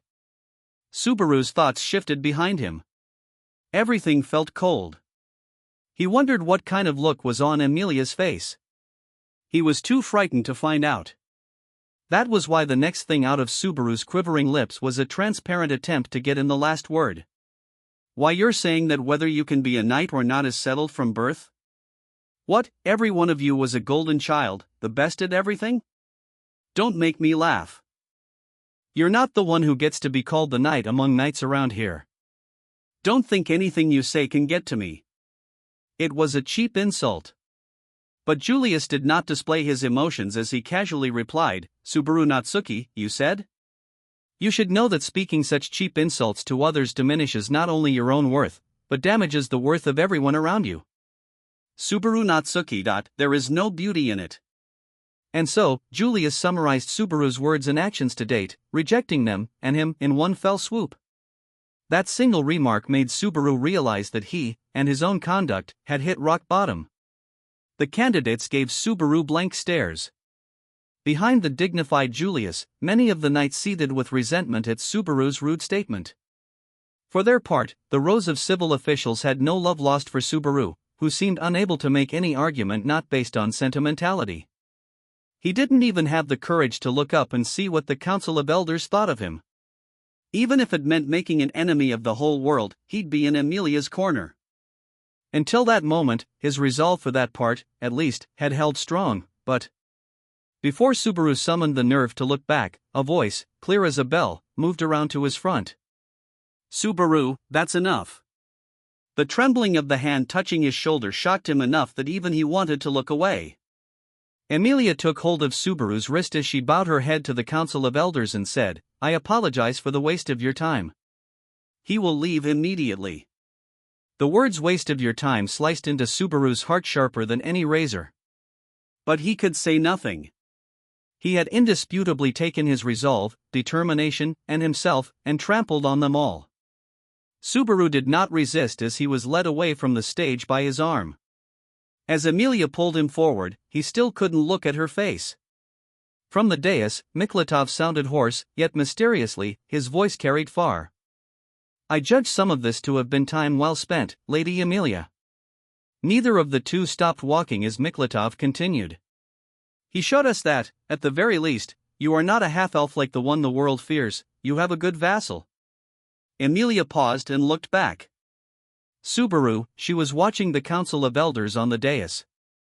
Subaru, standing beside her, was not in her field of vision whatsoever. But when she turned, he could clearly see her face. Her expression was frozen over. Her eyes were frigid with the readiness to emotionlessly cast something aside, when her tranquil, clear voice stated plainly, is no vassal of mine. Thus, she spurned Subaru's words and feelings up to that very moment. Subaru wandered around in a corridor outside of the chamber, completely rudderless. He didn't remember much after he'd humiliated himself in front of Emilia and a huge audience. All he remembered was that the captain of the knights had permitted his departure and had left his fate to Emilia's judgment. It would have been wrong to say he was there because he didn't want to cause Emilia any more trouble. The reason he'd fled, even after he had gone against her instructions to reach the palace in the first place, was far simpler. He couldn't bear Emilia's frigid eyes any longer. Subaru was mentally berating himself as the guard who'd escorted him to the castle's waiting room gave him a concerned look. Did something happen to you? He hadn't seen Subaru's humiliation because he'd been stationed outside the huge double doors. Furthermore, his demeanor showed respect towards someone he believed to be involved with one of the royal candidates. It's nothing. Sorry for all the trouble in the middle of a really important job. I don't mind. Inside the throne room, they're deciding the future of the entire nation. Even if I'm not qualified to be inside, I'm proud just to be on the edges of it. The irony of the words, spoken with a clear voice, left Subaru with an uncomfortable awkwardness. Here was a guy full of pride for what he was doing at the edges of the selection of the next king. What of Subaru? Could anyone take pride in what he had done? No one would. And the one person he had wanted to acknowledge his efforts had rejected him.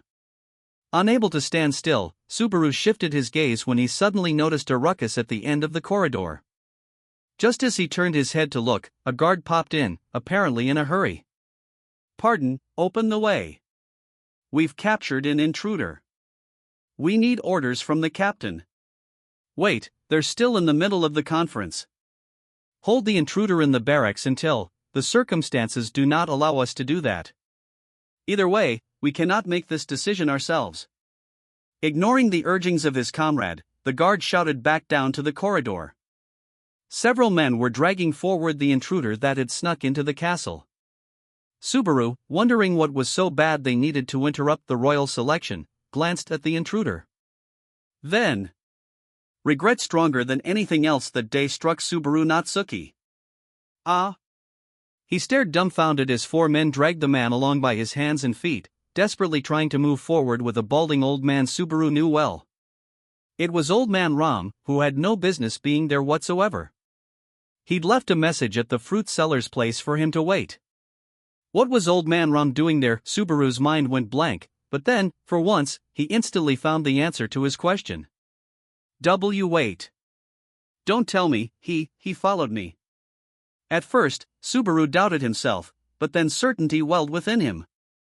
If Old Man Ram had tried to sneak into the castle there and then, the trigger could have been none other than the message Subaru had left at Kadmon. The sharp old man had deduced that Subaru had reason to think Felt was at the royal palace. And he'd tried to enter by any means necessary. No doubt Old Man Ram's own clumsiness had led to his discovery and capture. But Subaru was the one who'd brought that result about. Subaru knew how precious Felt was to Old Man Ram. He should have known Ram might lose his head over it. The guards passed before his eyes. By the time he reached out, Old Man Ram was already too far away. Subaru froze in place, watching them go in silence. If he spoke to the guards then and there, he could explain to them who Old Man Ram was. But that also meant admitting that Subaru was connected to an intruder who'd attempted illegal entry of the palace. It wouldn't end just with Subaru. It would make him an even weightier ball and chain on Emilia's ankle. That was as far as he got before he did a mental double take. When he considered the possibility he'd leave Old Man Ram to rot, using Emilia as the reason why, he felt filthy. "Hey, wait a..." Subaru called out to stop them, but a foul-mouthed shout buried his words. Quietly, his eyes went wide as he realized the torrent of insults was coming at him from Old Man Ram himself. "Ha! You highfalutin nobles have some awful taste. Is one bumbling old captive something to stare at?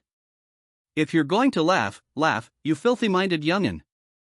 Old Man Ram, watching Subaru holding his breath, made a disgusting grimace with his bruised face. "If you want to stare, take a good, hard look at this dirty old man from the slums." One of the guards, offended at the rude words from the intruder toward Subaru, a VIP, swung his fist down in punishment. "Watch your tongue." "Ugh." Subaru countered, "Wait, please." "There's no need to go that Fa." Ram replied, "You were very kind, young one." "Hey, how about it, knights? Your beloved master's giving you an order. Why don't you just wag your tails and do what he say? Ugh. Haven't you said enough, vagabond?" The knights responded to Old Man Ram's continued verbal abuse with even harsher strikes than before. For a moment, the boy's gaze met Ram's, and Subaru understood his intent.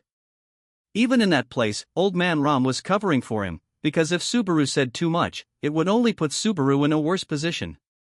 "Don't butt in, young'un." The small, faint murmur was followed by insults like those from before for the benefit of the guards. Subaru alone realized the true meaning of Ram's words. And that sentence left a very deep scar in Subaru. Subaru had reached out, only to have his hand rejected, his assistance refused, just like in the chamber. No matter what he tried to do, the person concerned didn't need, or want, his help. Subaru fell into silence. The guards saluted, dragging old man Ram with them once more. Their destination, the throne room, lay ahead. He wondered what treatment Ram would receive at the sight of the royal selection. He shook his head, driving the images off. Ram had a much better chance at a pardon without Subaru opening his big mouth. Besides, there were 3 people present that knew him, with one practically a relative. Nothing bad was likely to happen to him. Probably nothing. Almost definitely nothing. His judgment shouldn't have been wrong, but what am I doing this for? Murmurs spread through the throne room. The cause of this exchange of whispers was obvious. The uproar had begun when Marcus, receiving a report from the guards, dragged a vagabond who had infiltrated the castle into the throne room. At first, many doubted the judgment of the captain of the guard, but one look at the intruder made numerous participants understand the reason for his decision. And then, I told you, let old man Ram go. That's all I'm asking. Unfortunately, I cannot comply. In the center of the chamber, a tense deadlock continued, with Felt and Marcus squared off against each other. A vein bulged on Felt's forehead at the way Marcus dismissed her demand. Reinhard raised his voice in an attempt to mediate. Captain, I believe that explanation is insufficient, but Marcus rebuffed his intervention. Silence, Reinhard. I understand you wish to support the master you have sworn your sword to, but her acceptance of your sword is premised on her willingness to become your king. During the proceedings of this conference for the royal selection, Lady Felt publicly announced she has no intention of participating in the selection process. Abandoning her qualifications means abandoning any right she might have to give commands to us knights of the royal guard. Do you understand? Marcus laid out the logic of his refusal to comply with Felt's demand. His words brought a scowl to the former thief's face as she furiously clawed at her own blonde hair. This is getting annoying, so let's sum it up, Kay. In other words, you won't do as I say because I don't want to do this royal selection thing? That is indeed the crux of it. Oh, I see. I get it. You are so annoying. Felt's cat-like eyes glared fiercely at Marcus. Marcus easily maintained his usual poise under the pressure of the young girl's near-murderous gaze. Then the old man, having kept his silence up to that point, made a plaintive yell that echoed throughout the chamber. Never mind all that, hurry up and save me. Felt, it's me. The old man Ram you lived with in the slums. I don't really get all this, but you can save me now, right? Then save me. I don't want to die. Kneeling on the carpet spread across the floor, the old man made the most amicable smile he could as he pleaded to her. The shameful display left Felt speechless. Even the attendants showed hints of disgust at the miserable old man. I always saved you when you were in trouble. Many, many times over. Pay those favors back, now. Now, I say. Quick, quick. Do something, will you? The old man sent spittle flying as he cried out for a quick rescue, flailing around with self-serving logic. It was such a mean and disgraceful sight that even those predisposed to sympathy and compassion would be sorely tempted to walk away. In a brief span of time, the old man had made enemies out of most occupants in the hall. Reinhard, sensing danger in the old man's behavior, instantly began to step forward. This is bad. The red-haired knight instinctively realized the old man's true intent and judged he needed to adapt to the circumstances. Do not move, Reinhard. 'Tisn't good to do anything untoward here, but his efforts were frustrated from the outset by Priscilla, smiling craftily as she hid her mouth with her fan. Why do you act in such haste, Reinhard? It almost looks as if you wish to silence this elderly man before he says something troublesome for you. Simply frightening. She got me, thought Reinhard, clenching his teeth as he realized his mistake. Priscilla shrugged her shoulders in a manner more typical of her. Around them, people seemed to recover from their stupor, whispering about what they had just seen, an old man pleading pathetically for his own life. Did you see? How unsightly. And that face is even worse. I cannot even feel sympathy. It is the spitting image of a thief. He shouldn't be released, though Lady Felt defends him. Even the knights hoping to have the crime dismissed began to faintly scowl at the old man. Lady Felt was raised in the slums, where people like him live. Even if she really does have royal blood, can someone with such an upbringing handle royal duties? We need to rethink this. Or just do what the dragon tablet says in name only. Reinhard bit his lip as the spreading murmurs confirmed his worst fears. He had been too late, denied any opportunity to refute the words, putting down the girl he revered as his master. Then, with the knight's murmurs all around her, he watched from behind as the girl slightly lowered her head. Finally, unable to listen to any more, the young girl let loose with a high-pitched, foul-mouthed shout, "Would you all shut up, you ball-less jerks?" A wave of shock plunged the chamber into silence. Attendees looked at one another, seemingly unable to believe what their ears had heard, when the girl, her shoulders slumped, marched forward. The giant old man was kneeling, and she was a little girl, but she still had to look up at him. Her red eyes filled with grief. "What's with you here? That's the worst-looking, most pathetic plea for your life, ever, and I really, really hate it." The old man's amicable smile at her approach froze over. "Hey, old man Ram. We people from the slums, there's no help for us, right? We know the people above us look down at the poor lives we lead, and we all have rotten personalities, me included. It's a terrible place to live." Having rated so many things so lowly, including herself, Felt paused for breath and added, "But yeah, we're a pile of garbage at the bottom of the trash heap, but even if we do live in a place like that, we've come this far by having at least a smidgen of pride in ourselves.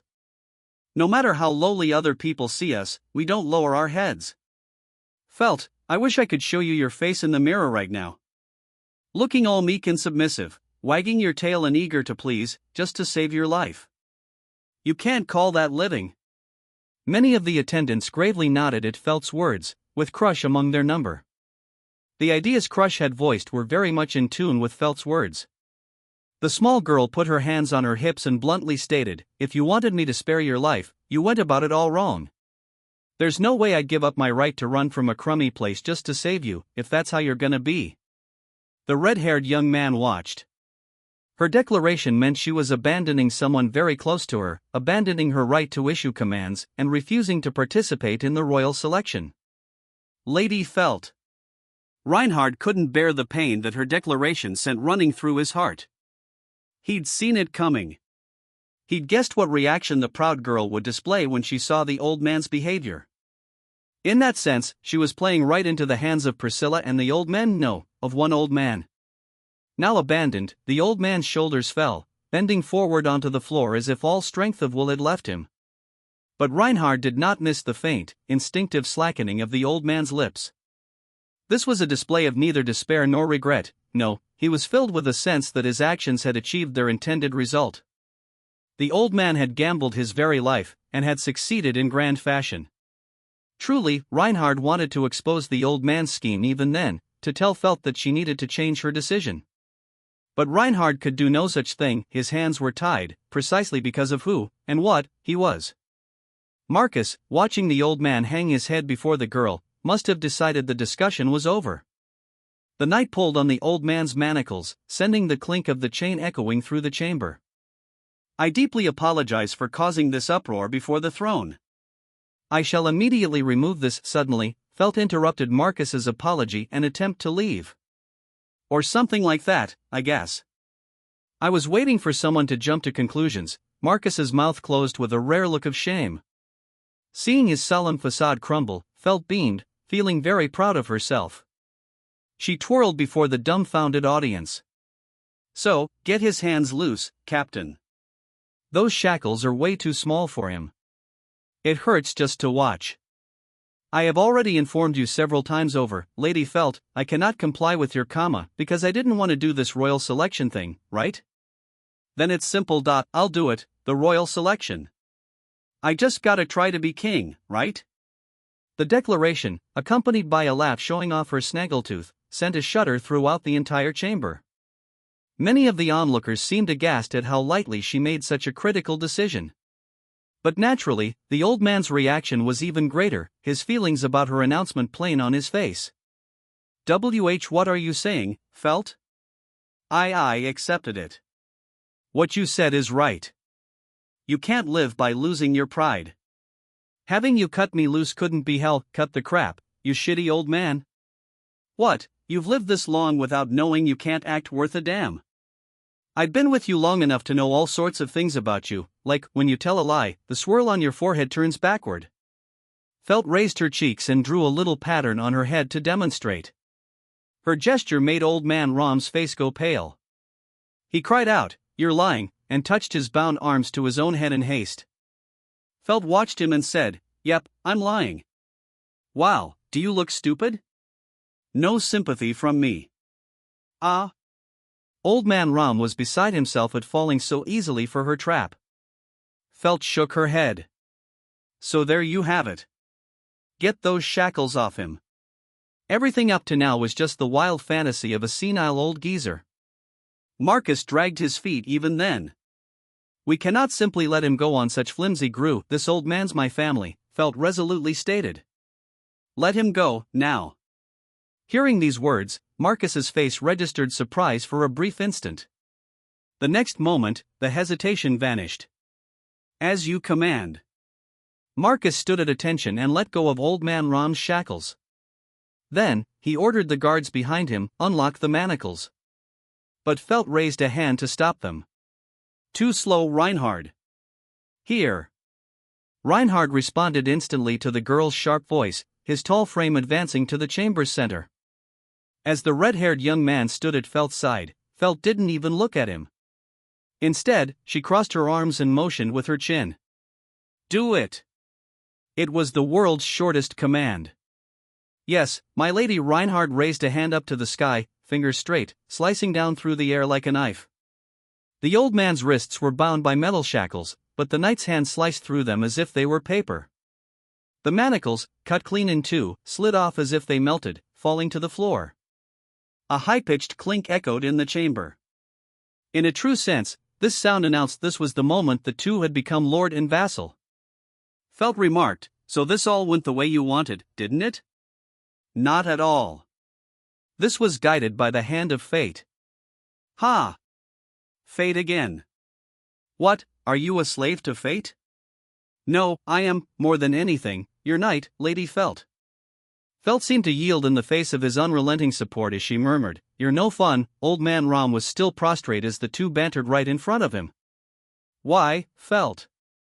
I wanted you to," Felt replied. "I have a pretty good idea why you said all that embarrassing stuff and what you were after. You saw how I hated being here so much I couldn't stand it, right? So you thought you'd give me a helpful nudge. If you understand that, then why?" When the old man tried to pose the question, Felt broke into an awkward laugh. "What, you think I can sneak back into the city after abandoning my own family? There's no way I could be that shameless." When Old Man Rom heard these words, his face broke into an expression different from bitterness. He turned his back to her, rubbing an arm over his face to hide it. "Ive lost." And all because Old Man Rom looked up to the heavens, his hoarse voice quivering with chagrin and something powerful and inexpressible. "I raised her too well." Rom's plaintive cry about how he had raised the girl resounded in the hall. Niklatov, perhaps moved by the lament, cleared his throat, seeking to clear the air in the process. "Well, then, Lady Felt, Sir Reinhard, may I conclude that you both intend to participate in the royal selection?" "Sure, go ahead." "Yes, as my lady wills it." Felt's behavior was insolent to the end, with Reinhard following her. The lenient sage let the incongruity pass without comment, quietly replying, "Understood," as he nodded. He continued, "Though there have been some minor uproars, I judge that all the preliminaries have concluded. Lady Felt, do you have anything else to add?" Surely he thought it proper to give Felt the same chance to give a speech that the other candidates had received. She answered the prompt with a, and thought about it a bit. "One thing, then." Landing on a proposal, Felt raised a finger and looked up, bathed in gazes from the dais. Her red eyes flared as they surveyed the faces of those assembled. Finally, she took a deep breath and smiled buoyantly as she swept one hand toward the council of elders. "I hate nobles." She kept that smile on her face as she pointed at the knights of the royal guard with her other hand. "I hate knights." Then, with both arms still spread wide, she said, with a spectacular smile and maximum venom, "I hate this kingdom." She continued, "I hate all of you in this room. I hate the structure you built, I hate every little thing here. That's why I think I'll break it all. How about it? Felt inclined her head. For a single moment, her behavior brought time itself to a halt. Then, the chamber exploded. What is she saying?